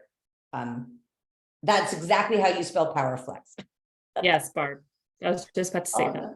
Right. And so, like, one of the reasons I stopped showing my tiny Papillon was she's 11 now, dear God. And so her prime was all outdoors. And if it was windy, I couldn't do anything because she'd just get blown off the contacts. That's right. I forgot about that. She's like, what is she like? She was like 4 pounds or something. She's a fat 5-pounder right now, and her competition weight was 4 pounds. Yeah. Right now she's fat like a tick. So the two other things that I'm concerned about safety is, are we doing too much too soon with puppies? Maybe. And also the thing we talked about with the ring gating, are dogs being entered without necessary skills? And is that creating safety issues because they're trying to go fast, but they don't know what to do, right? So food for thought on both of those. Moving on to number 2, neuroscience is awesome, part 2. And so going kind of hand in hand with our part 1. Part 1 was about arousal, and part 2 is about the dog's emotional state, without being silly about it, because I'm going to be silly. Thanks to the neuroscience and the neuroscientists who've come into dog sports, and the behavior specialists like Bobbie, we have such a better understanding of neurobiology. And now, finally, I'm beginning to understand that it's not all about operant conditioning, because I'm just a dog trainer. And so what I learned was operant conditioning and some classical, some Pavlov. If you have a problem, right, you can do classical conditioning. Turns out, tiny, tiny piece. There's so much more to it. And so nowadays, when the dogs struggle, we have more empathy and support, and less dog blaming and less punishment. Right. And by empathy and support, I mean for the dog and the human, right? Yeah, I was going to say that.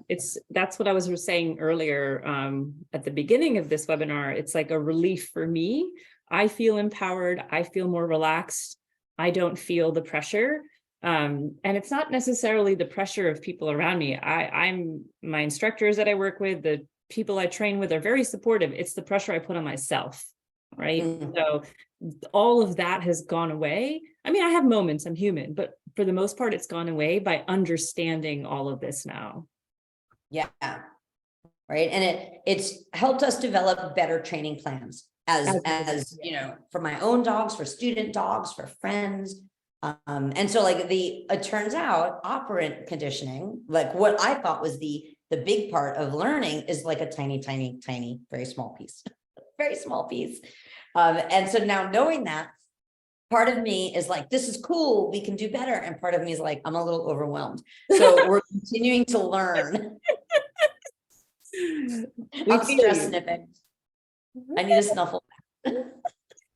And so here I went backwards by accident because I was stressed.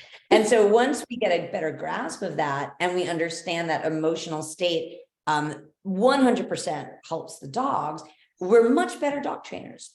right? And it really just is better for all of us. And so the other thing nowadays is that we have better tools for dealing with the struggles that the dogs might have.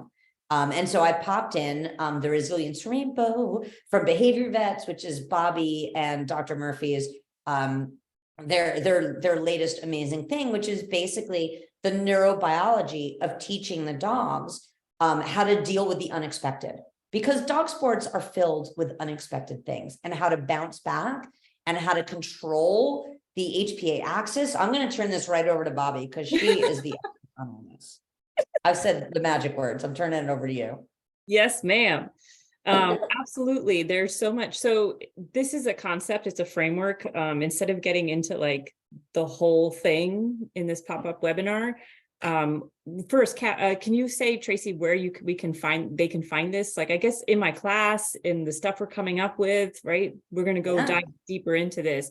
But I'll say this really quickly about the rainbow is that it's simply called the Resilience Rainbow because we found overall that there's 7 domains that just happen to match up with the 7, colors of a rainbow. We also figured that the rainbow is a really helpful memory aid for people.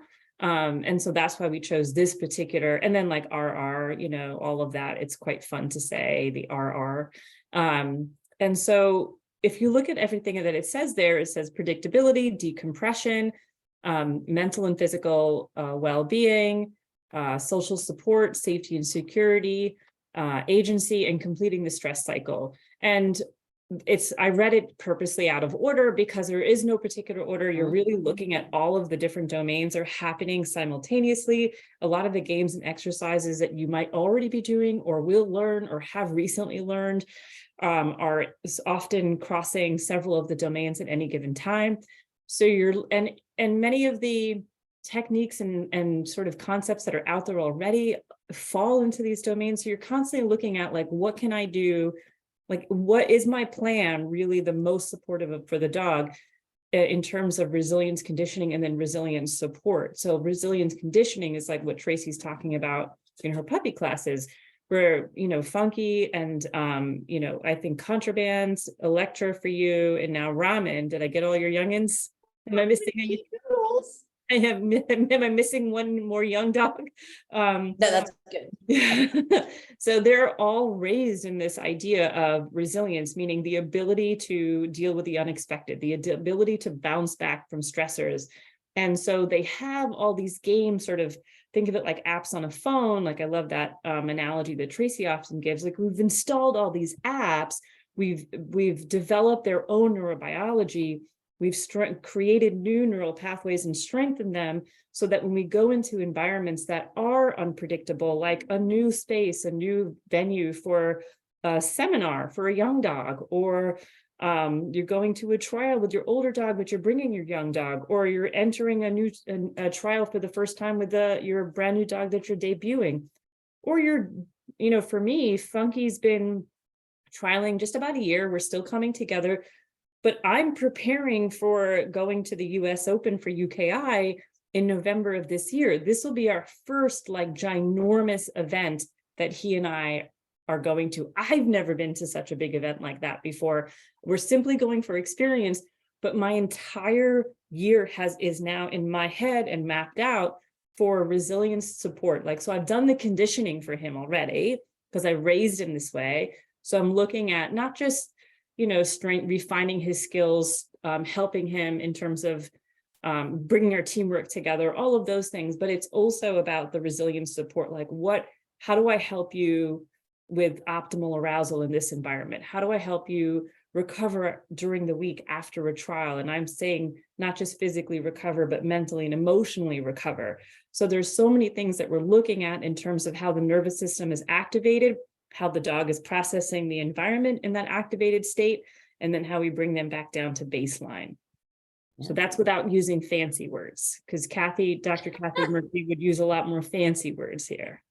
Exactly. You sounded very American, fancy. She'd make fun of us. I love it.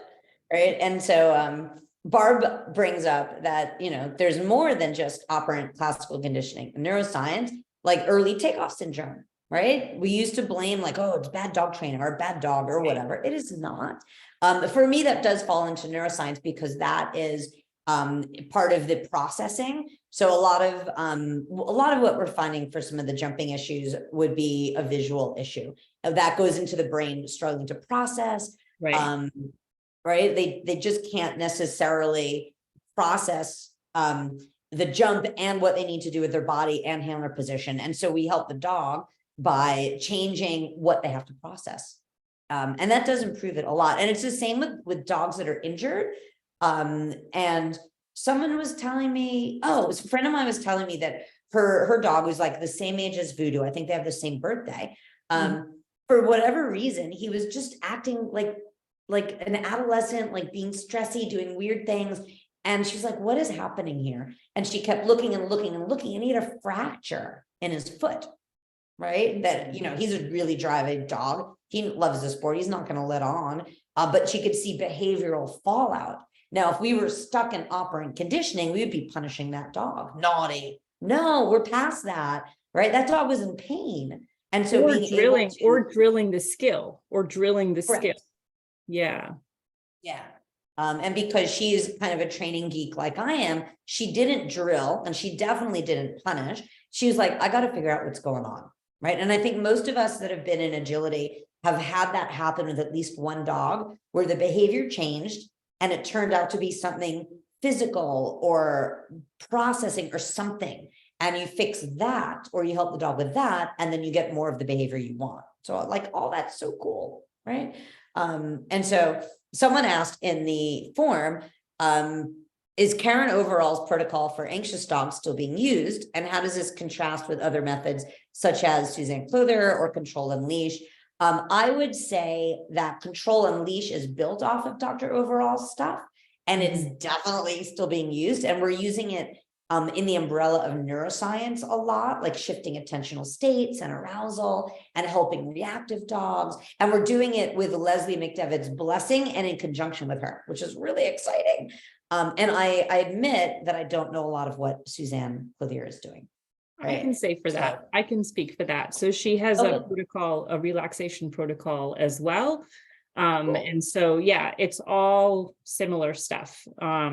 It's all about really what works for the individual. Again, it's customizing it for the individual dog and the individual team. And then honestly, I particularly find that, one protocol might not work in this particular context, but this protocol works in this other context, right? So you have to really look at having a wide array of tools in your toolbox and then seeing what works for the dog in the moment. Like, for example, one of the ways that Funky used to decompress is racing around and around and around. And he still does that. But now what he really likes to do is take his ball and chew it and chew it and chew it. And that changed in the last couple of months. So now I'm using it as a way to help him manage, self-regulate his arousal when we're at a trial. And I give him a ball and I could just see him going to his happy place, just chewing. And I just see it in his eyes.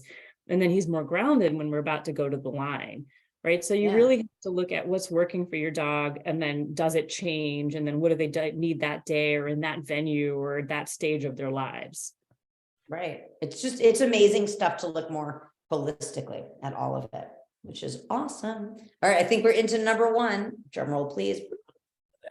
Wait, we're going to be on time? No, I'm on number two. Sorry, I lied to you. Going in with resilience conditioning, we have return to baseline, HPA axis, which is all the fancy science. So that's what I was just referring to, but I didn't use the term HPA axis, but it was everything that I was just talking about with the resilience rainbow. Yeah.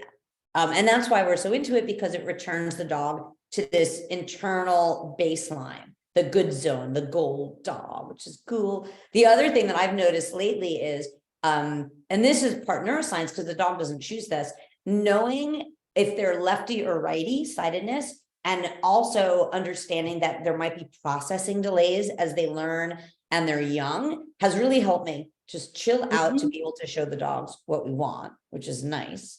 And then Oh, and Bobbie brought this up too earlier this week, which is important. Paying attention to the handler's mental prep and emotional state. Like she was talking about going to the US Open and the things she's doing to prepare the dog. And I've been to the US Open, so I'm going to be doing some things to prepare Bobbie for the craziness. Oh, I already US asked her to be my coach to like mentally prepare for this. I'll be your service dog, because it's intense and there's nothing like it.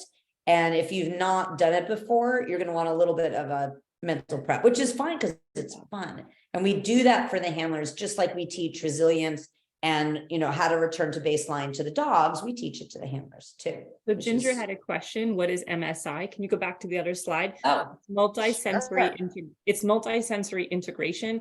Oh, I wish you had that slide. It's such a good slide with your agility U dog with all the things.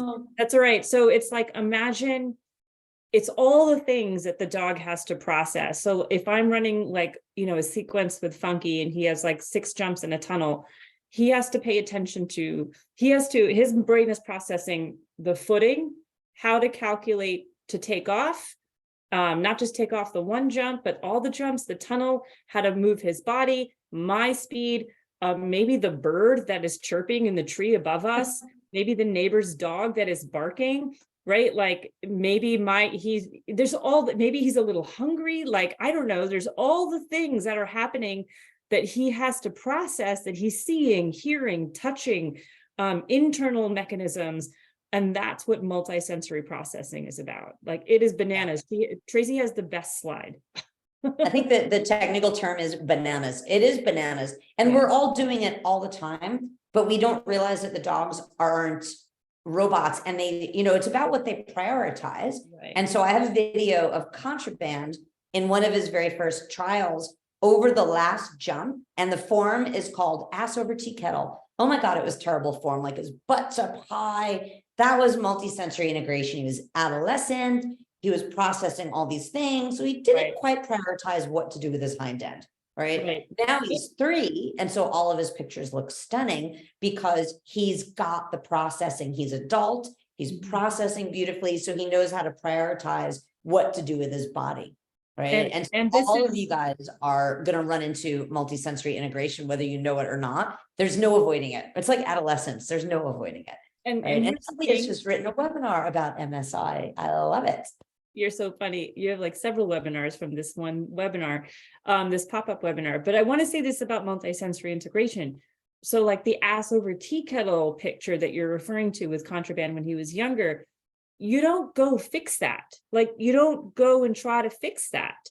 It happened because it's happening unconsciously. Like, the dog does not even know. And then sometimes what you think that they're focusing on is maybe not what they're focusing on. Sometimes it's obvious, like they look at the judge. Oh, well, then you're prioritizing the judge over the course or me. And I understand that, but sometimes it's not obvious. So like a bar coming down, or they're missing a contact, or states of arousal influencing their ability to process in that moment versus the next moment, right? So that's the thing that blew my mind when I first started learning about multisensory integration, is that it is such a complex series of processes, and it's way out of the realm of operant. Like, I can observe and I can support going forward. And that's one of the things that, like, Tracy's classes, she's so good at this. And like some of the work that we're doing with our upcoming webinars, there are so many things that you can do to support them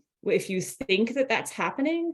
But in the moment, you're not going to be like, wrong, you just jumped like a maniac, or you took the bar down and I'm going to just deal with this in the moment. There's things that you can do to support the dog based on what you see, hence the technology and the video and having a training partner, all those things, a coach. It's so true. Right. And the thing that Bobbie said about bars, like, yeah, Contraband jumped like an animal from a different planet. But you also have to take into consideration my multisensory integration. By the time I saw that it had happened and processed, oh, well, that was an interesting jumping procedure, it was too late to do anything in the moment because the dog was already on to the next thing. All right. So I can't be like, hey, Contraband, 5 years ago in dog years, you did this funky thing with your hind end. And he'd be like, I did what? What are you talking about? And so like, that's something important to take into consideration when you're training and trialing the dogs. What you think you're telling the dog they've done right or wrong, they might not have any idea, right? So it's always better to tell them what they're doing right.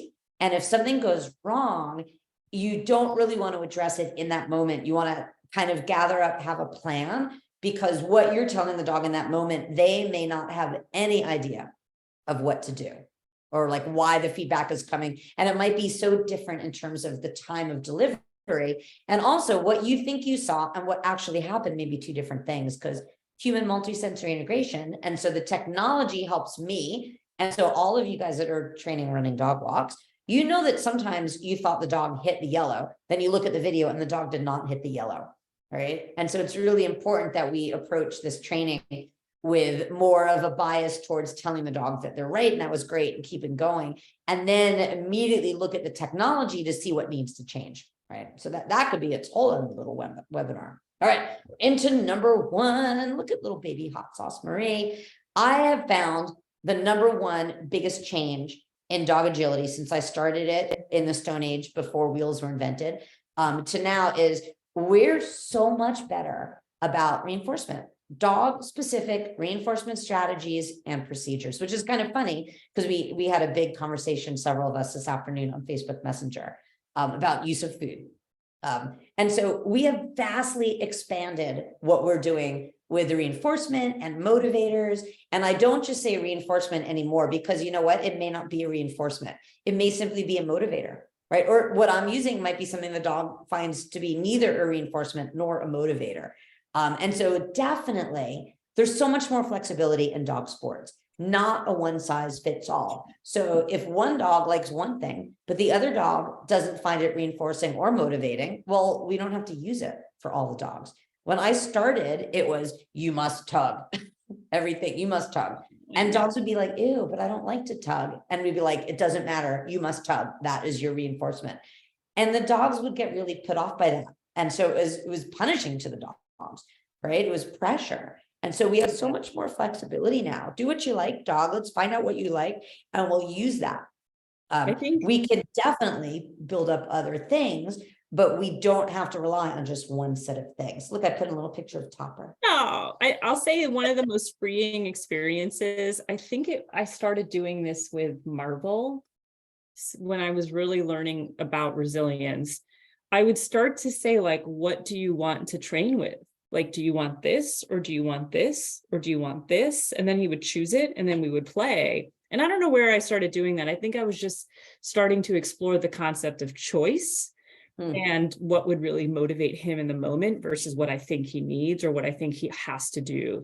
And I've been using that technique over and over again with all of my dogs since then. And it's been, for me, such a, like, I don't feel any pressure. So I'm pretty sure the dog doesn't feel any pressure, right? So it's like, what do you want to work with? What excites you right now? Such a nice cycle when no one feels any pressure, right? Yeah. And one big difference for me as a trainer is if I offer to the dog what I think is a reinforcement or a motivator, and the dog is like, are you crazy? I don't want that.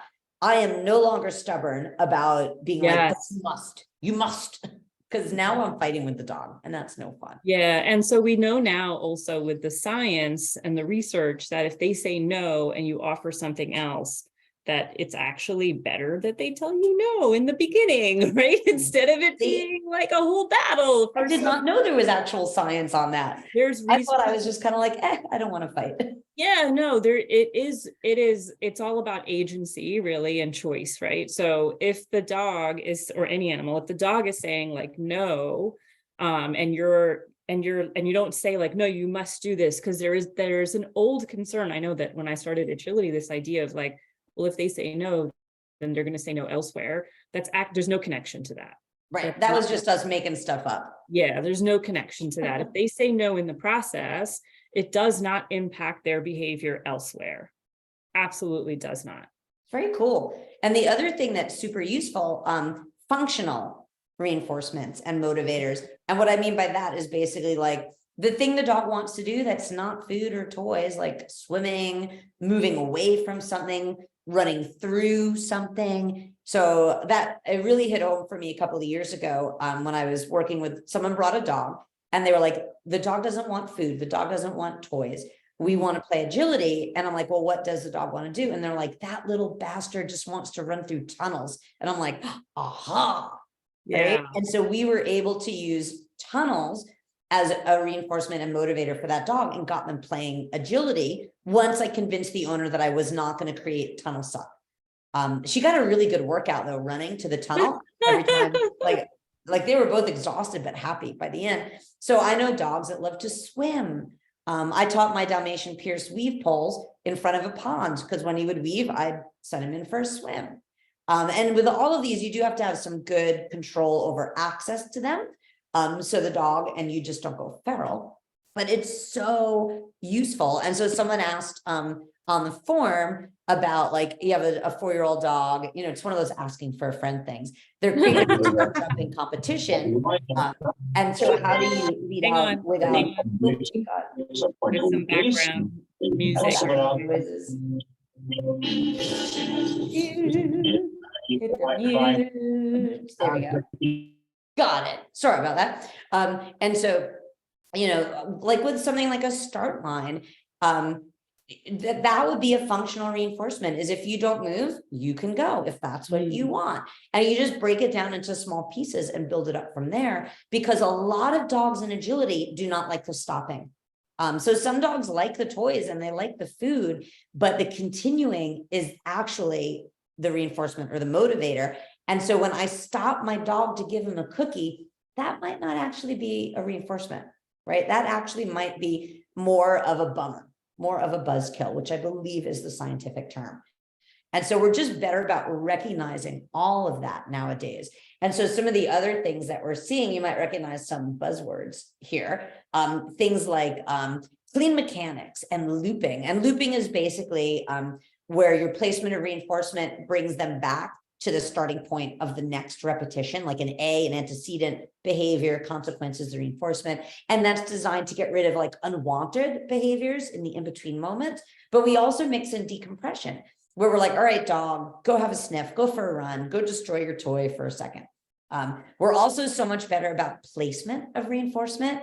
Literally where we deliver the reward to create the behavior we want. When I started agility, it was just give the dog a cookie, right? Or throw something. And so we're so much better about planning where to place it and then using markers to tell the dog where it's going to be placed. And this is a bad habit of mine. I used to say yes for every single thing. All rewards was yes, yes, yes. And so the dogs were like, that's nice, but where exactly is that toy going to be? And so now I don't have a million of them, but I've got a series of markers, probably 4 or 5, that tell the dog exactly where the reward is. And so it helps them not look at me. It helps them know where to go on a turn. It helps them hold the stay, all sorts of stuff. Really cleans up the mechanics and the placement by using those markers. Things like get it versus if I say bite, it means the dog can have the toy in my hand. If I say catch, I'm throwing it back to the dog when they're stopped somewhere. And so it's just really, really helpful. So Cheryl says, I asked my dog to place his toy where you want it. Oh, that's hilarious. So like if you are doing weaves and you want the toy at the end of the weaves, you have them go place it there. That's hilarious. I love it. Right. And it also, it's fun for the dog and there's an impulse control element, but it's also a predictability. Like he knows it's going to happen, like all good things. Right. The other thing that's real different nowadays is we reward for effort. Yeah. We're not black and white anymore, even though I ran Dalmatians. It's okay, that was a good effort, or that was close, that was nice, as opposed to that wasn't perfect, no soup for you. And so we want to make sure that rewarding for effort's part of the system, because now that dogs are so fast and behavior is so complex, it's possible that they thought they nailed it, especially if they're adolescents. It's possible that I cued it wrong. Okay, it's incredibly possible that I cued it wrong. And it's also possible that what happened in that moment was the absolute best they could produce. And if I don't acknowledge that, then the behavior doesn't magically improve, right? And I still do differential reinforcement. Sometimes it's not a reward for the behavior. Sometimes it's just a reset cookie. Okay, that was nice. Let's try that again. Line up at my side. I'll give you your cookie and we'll go again, right? But there's so much more reinforcement by looking to reward effort, right? And so people were also asking about like protocols for failure, because I definitely use a lot less punishment. And I don't think I ever in dog sports used, I don't think I was ever nasty. Like I never physically hit the dog or yelled at him or anything like that, but I would withhold, which is punishment, negative punishment. So now by rewarding for effort, there's so much more reinforcement and so much less punishment, but yet there's still a lot of clarity. Like the dogs still get trained pretty quickly. And so if the dog, say I'm training weave pulls, if the dog gets it right, I'm going to throw the reinforcement at the end. If the dog runs by all the weave pulls, I'm just going to call them back to me, reset at the start point, give them a cookie, which is a reward for effort, and try again. If they, and this depends on the dog, say that they get a really great entry, but they're going real fast and they just kind of slip, but then they get back in and they keep going and maybe they missed a pull, I'm going to reward that effort. And so you'll find that that type of looking at reinforcement differently can really, really help the dog, right? Is that something that you've seen with your older terriers and also with baby Funky, Bobbie? Absolutely. The placement and rewarding for effort and all of those things make such a difference. I know I've really, unfortunately, I wish I knew more of this stuff with Topper when he was much younger, and I've put it into play later. But I've absolutely done this with Funky, and it's his enthusiasm, and it's not just because he's a border collie mix, but his enthusiasm has made such a difference. I am very grateful that my terriers taught me so much the hard way. So it's made me a better trainer. It's made me think more creatively and understanding that, and then the neuroscience piece of it, like really understanding that there are times that the dog, because of multisensory integration, and then specifically, this is really happening during adolescence because they are dealing also with motor coordination. They're dealing with their body is constantly growing. They're dealing with hormonal things going on in their body, not just reproductive, but all kinds of things that they might, like Tracy said, think that they nailed it, even though I'm focusing on this one particular behavior, but the dog's like, I did it, because they might be thinking about something else, or literally they thought they did exactly what I asked. They have no idea that they did something different. So just by being just by being mindful of that and then adjusting my plan if I'm not seeing what I want, or even sometimes just walking away, like, dude, we had a great time, like we'll figure this out another day. Just that rewarding for effort and taking the pressure off the dog has really kept up his enthusiasm. Yeah, it's been a really cool journey to watch him. Yeah, like I agree that there's been so much useful things that come from like working with just rewarding for effort and looking for ways you can really help the dogs out. Yeah, and so there's a lot of instructors that are doing that in different ways. Like Tracy used to call it like screw up cookies. And then I've heard of some I screw up, not the dogs. Right. Yeah. You screw up cookies because you screw up. I've heard of people saying things like, I forgot what it's called, but like basically moving the dog from point A to point B, or using cookies on the way to do that, or some kind of reinforcer, or something happens and doesn't work the way you think. And then you just play a different game with the dog and you reinforce it. Like there's so many different ways to manifest this, or, they get the reward for doing what it is that you have them doing, right? Even if it's not perfect. So, or transport cookies. Thank you, Brenda. That's it. Yes. I heard someone call it transport. I knew it was a clever name. And I think Hannah Brannigan has called it transport cookies. I love it. Yeah. So I just love, like, there's so many great instructors implementing this notion of rewarding for effort in different ways. So absolutely continue embracing it. Yeah. And when things are real hard in a distracting environment, it's also perfectly fine to sometimes reward for what we would consider wrong, right? And so, especially with the less experienced dogs. So I've got she's almost 3, baby Electra. And so she's started trialing in agility and in flyball, and it's hard. It's really hard for her, right? And so she runs by jumps. I'm just going to keep going. Functional reward. She's still getting a cookie. Yes. I don't care if we didn't cue, right? And if in flyball, sometimes that ball does not make it back to me. But if everything else was great, and I'm still going to reward her. Right. Because it's possible that she did the best she could with the information given what was going on in the moment. And by the time I tell her that she was wrong, like, how is she going to relate that to whatever happened that caused it to be what I thought was wrong?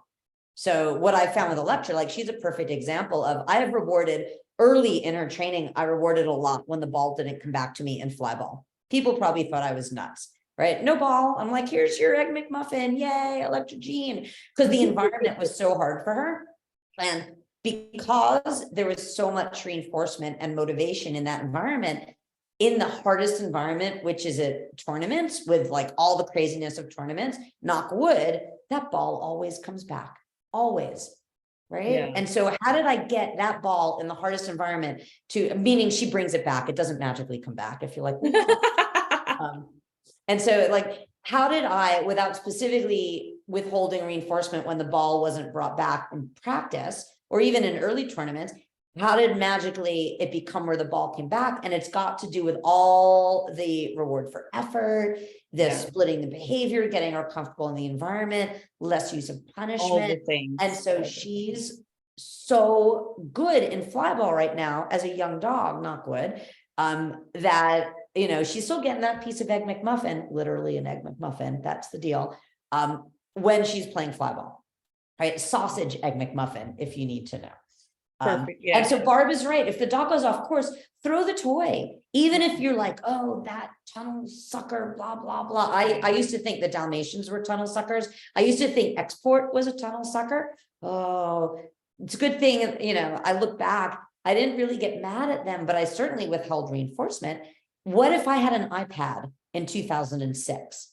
Where I could look at those videos and be like, oh, look at me accidentally telling the dog to go into the tunnel with everything except the tunnel word, right? So throw the toy. If it's the 1% of the time, or maybe the dog just made a mistake, who cares, right? Because one reinforcement will not build a behavior, but withholding, right, and telling the dog they're wrong can quickly build frustration and issues. Right. So people ask all the time, what do you do when they're wrong? And I'm like, I throw a cookie, right, or a toy, and then I'll figure out later with my fancy technology.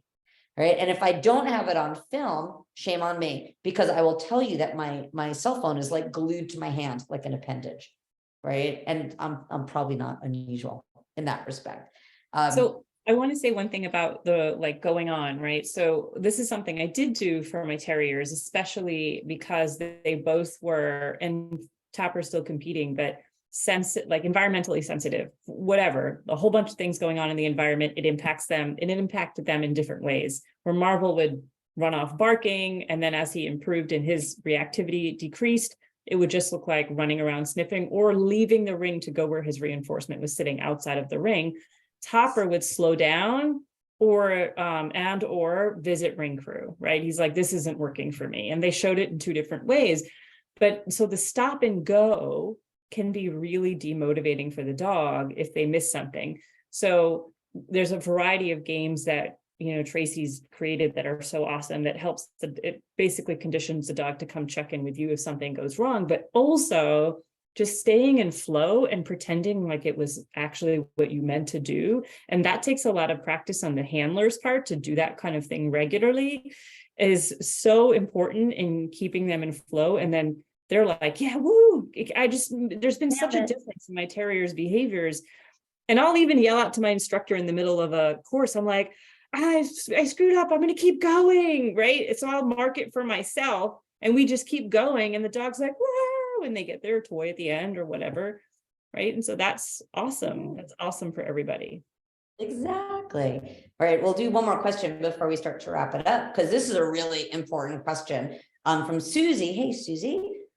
She's heard many times, why reinforce the dog if the dog didn't do it correctly? Because, you know, the dog's only working for the food. So once there's no food in the hand, once the food goes away, if the handler won't get the same enthusiasm. So like, what do you do? How do you deal with that? It's two separate issues. The food going away, and the dog being unable to work as well when there's no food in the hand is more about a reinforcement strategy that has been skipped over. And I certainly am guilty of that, where like you train and you're dripping with treats and toys, and then you enter a trial and you got nothing. And you've never mentioned to the dog, by the way, when we're in this really hard environment, I'm not going to have my cookies and toys. Right? Oops, forgot to tell you. Sorry, buddy. this. Yeah. Oops, my bad. And so it's important as part of your reinforcement strategies that you teach the dog remote reinforcement. I don't know if I did a slide for this. I might have, because I was thinking about it. I don't think you did. And so what basically teaching remote reinforcement is making reinforcement predictable, even though it's outside the ring, right? And so it's not that we've over rewarded the dog. It's that we have not taught the dog how to handle the fact that reinforcement is outside the ring. And so you see things like dog jumping and ring gating, or have you seen this? A course will come back around by the entry and exit gate, but then continue back into the ring. And the dogs are like, I'm done. I see the exit gate. Where's my thing? Or I've seen dogs on the last line just skip the jumps and head directly to their leash, right? I've seen all of that. And that has nothing to do with rewarding for effort or rewarding when they're not perfect. That has everything to do with teaching the dog, by the way, you're not always going to have food and toys in my hands or pockets or shoved down my pants. And so it's really, really important. Right. And also teaching the dogs, as Barb is saying, that the reinforcement is functional, meaning it could be just play with me, like hand play, like silly tricks with me with no cookies or toys. And the engagement with the agility obstacles is reinforcement as well. So there's the glitch in that when that happens, because that certainly has happened to all of us. It's not that, oh my God, I rewarded too much. It's that you neglected to mention the reinforcement strategy of your stuff's outside the ring. And this stuff is really reinforcing as well. And then when we're done, you're going to go get your stuff outside the ring. Mm-hmm. So that it's hard, but incredibly important. Right. And then the last thing I have on this slide is that we tend to prove for success, like add challenge more carefully rather than setting the dog up to be wrong. That's what I meant by gotcha. Right. I don't like the dog to be wrong. So I want to make sure that when I'm proofing, meaning adding distractions, that I'm finding ways to help the dog be successful rather than being like, haha, you're wrong. Right. Think of it from the human perspective. You don't want your instructor to set you up to fail and then tell you that you failed. I mean, you probably knew that you failed, and it gets frustrating when that happens. Right. We want everyone to have a good time. And then, yes, embracing neuroscience, the ethology, breed specific behaviors. We're so much better about that. Structure of dog. They don't all move the same, right? And they all think and move differently, individual behaviors. All right. So I have to run, Tracy. Bobbie's got a hard stop. Sorry. That's all right. Thank you for chatting with us. I was just going to wrap it up with some ideas on where we think the sport is going next. And people are like, where do you think it's going next? And so I'll give you some ideas. Bye. Bye, everybody. Bye, Bobbie. And so one of the things I think, and this is really exciting, this is in no particular order, I think that we're going to get more TV coverage in these sports because I think that AKC TV is getting popular and ESPN is really kind of excited by what these dog sports are. And I think there'll be two types of coverage, which would be like the ESPN style, which is like the fastest, most intense competition, because that's what ESPN does. And then what I call the Macy's Thanksgiving Day Parade version of it, which is like the more like the rest of us, the more normal dogs. Doing like everyone thinks that like Electra is like the cutest little thing when she's doing it. She's not going to be the fastest dog out there, but she sure is going to be a crowd pleaser. And so you'll see, I think, more TV coverage because people just love dogs, right? So that's really fun. I think you're also going to start to see an agility, and I don't know if this is a good thing or a bad thing, more dogs that are bred for agility, which has not always been the case. And so by bred for agility, my concern, and that could be purebred or mixed breed, doesn't matter. My concern could be that we're breeding dogs that are just too frantic, right? I like dogs to be a little bit more thoughtful. So that's not necessarily a good thing that dogs are being purpose bred for agility. I want them to be purpose bred for good brain, good body, good health. And then the agility is gravy. I think that the sport will continue to get faster for a few more years, and then it's going to swing back to more technical, especially as we start to see more speed injuries. And I think agility in the US is going to start to split even more into the European style and into we don't want the European style. Because I like the European style, but I'll tell you, there are days when I really don't want to run a 300-yard course with my border whippet, who's just going to smoke me. Right. And that's fine. I think it's all good. And I think here in the US, we're lucky that there is something for everyone, which is lovely. I think there's going to be more use of electronics, which is going to be great. I hope everyone goes to online entries. And there are going to be more indoor facilities, and it's going to get more expensive. And a whole bunch of people asked, what are we going to do to get new people in? Right. Young people, marginalized communities, like people that are not necessarily feeling as accepted by those of us that have been in it for a while. And I think that the way we get new people in is we try and keep costs down, because it's expensive, right? Especially for like college kids or like high schoolers, that is expensive.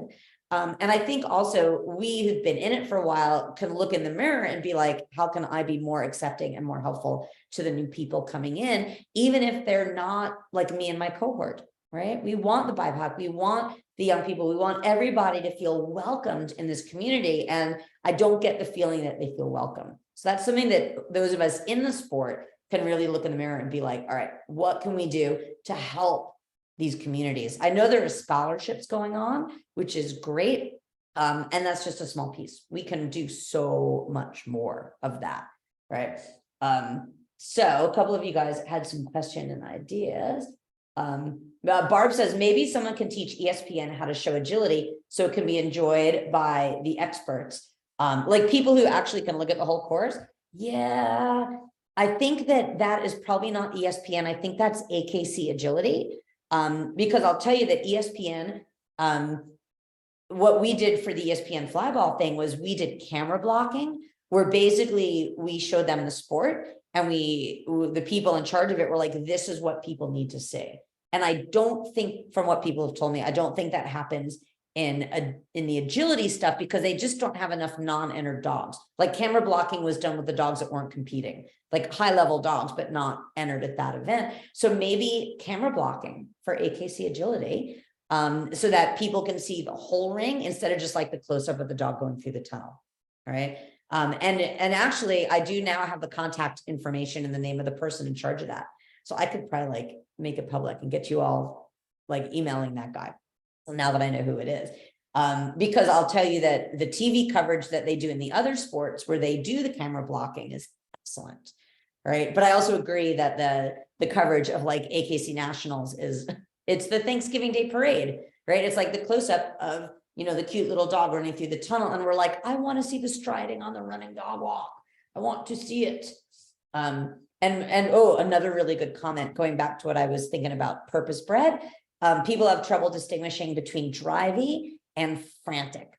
And I think if you've got the tools and good genetics and good structure, then you don't need a dog to appear drivey, because it's there, and they can be slower and more thoughtful early on. And then the speed comes once they can process everything, right? Speed comes after understanding. And so I'm a big proponent of, we don't need to have frantic, drivey looking puppies, because you're right, it is frantic. That's over aroused. That's its own separate issue. So I like the dogs that are a little bit more balanced, which is why I'm concerned about breeding for agility.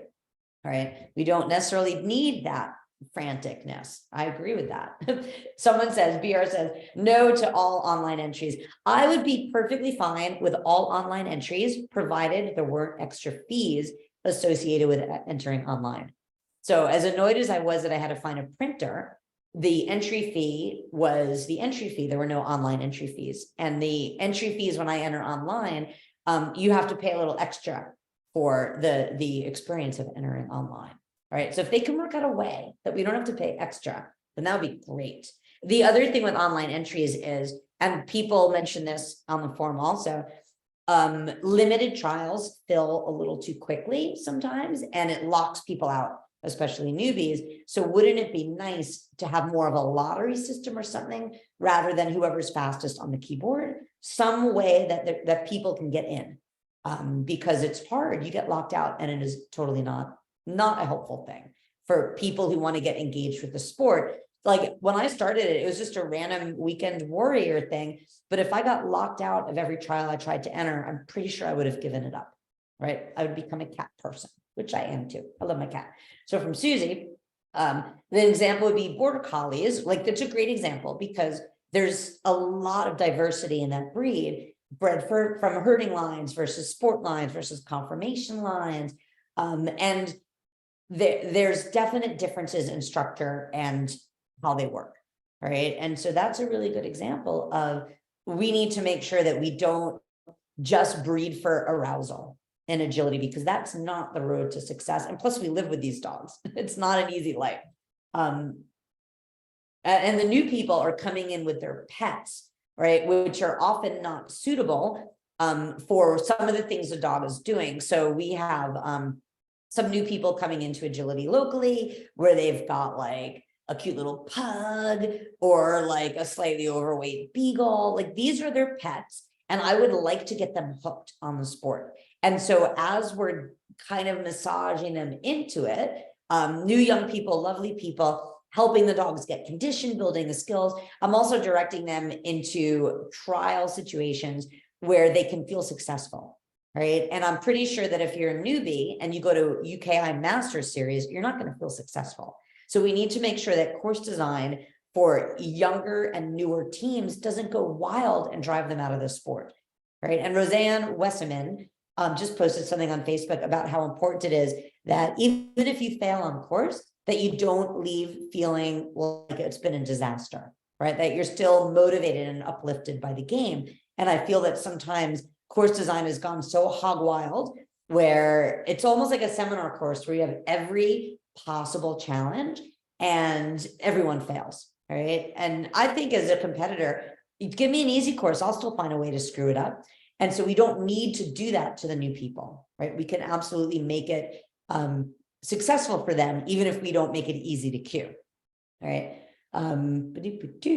So Ginger says where she lives, there's an extra fee to enter online, which doesn't make much sense. I think the extra fee has to do with credit card fees. I don't know. But agility is a really expensive sport. So wouldn't it be nice if they worked it out where there were no extra fees? I'd be happy with that. All right.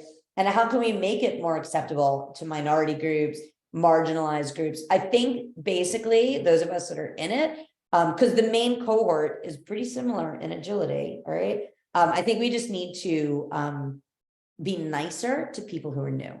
And it could be like the 28-year-old young woman with her doodle and her infant. Because I have a feeling that agility is not so welcoming to them. And we can do better. Like we can do better. Like I'm happy to hold anyone's baby anytime when they have to run their dog. I think babies are real cute. And I feel that like for all of the people who say they don't feel welcome, we can take a hard look and make sure that we go out of our way to make sure they feel welcome and look in the mirror, because it's going to start with us, with our cohort, because a lot of us are in the same cohort, right? I'm looking at myself, I'm looking at you all. We're often the same enough, which is something that we can all do. And also a lot of the agility schools or the instructors have outreach and mentorship and scholarships, whether it's for junior handlers or BIPOC, who definitely are underrepresented, LGBTQIA, like all of the groups that are underrepresented and maybe don't feel welcome. I think there's a movement towards reaching out and presenting options for them to come in, but also on the ground in the trenches at a trial or in classes, we all need to make people feel welcome, right? It's a sport for everyone. And I felt welcome when I started, and that's kind of what got me hooked in, right? So Julie wants to know, do you offer online private agility lessons or just group lessons? I just do group classes online or seminars.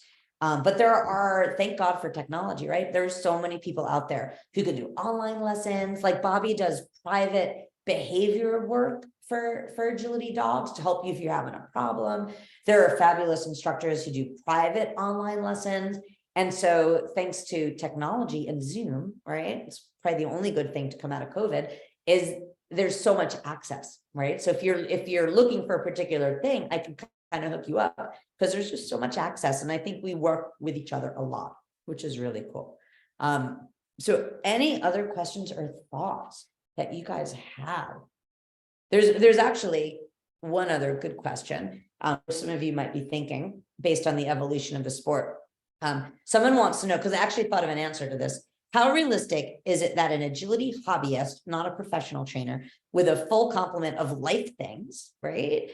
Like a job, kids, you don't have your own facility, you don't have regular access to large equipment. What is the chance that you can put in the time and training to get a spot on a world team and potentially even achieve a podium at an international event, given the evolution of the challenges? Like, is it possible to just practice a little bit every day or go to classes? Like, what is possible with that? And I'm the eternal optimist. And I'm like, my knee-jerk reaction was like, it's possible. Of course it's possible. You can do it. And then I was like, you better come up with a way to back that up. And I did.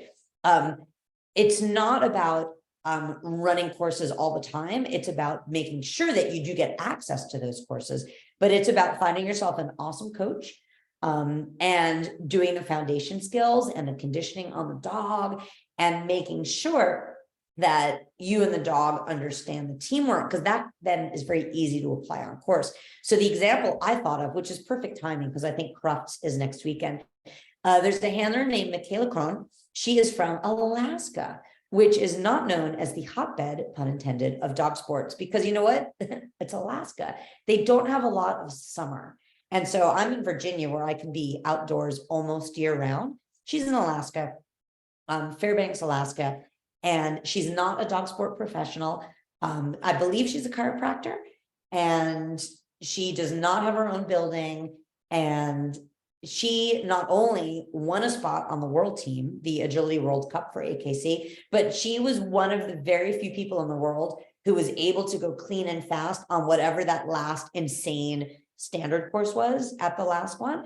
And she's been selected by the AKC to represent the US at Crufts. So she, to me, is the shining example of, yes, if you want to do it, you can do it. And I believe the way she did it was she found ways to practice in small spaces, put the foundation in. She found mentors and instructors that really gave her brilliant advice, even though they didn't live locally, because really no one lives that locally to Fairbanks, Alaska.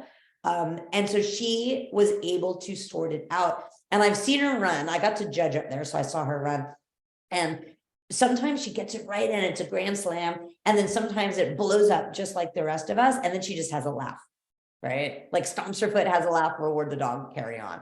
And so she's like, keep an eye on her, because she is exactly what you're talking about with limited access and the drive to get it done. And here she is. And I don't know her that well, but she's lovely. And I think it's the beginning of a long career with her and this lovely dog named Win. And so she was like the example that popped into my mind after I read that question.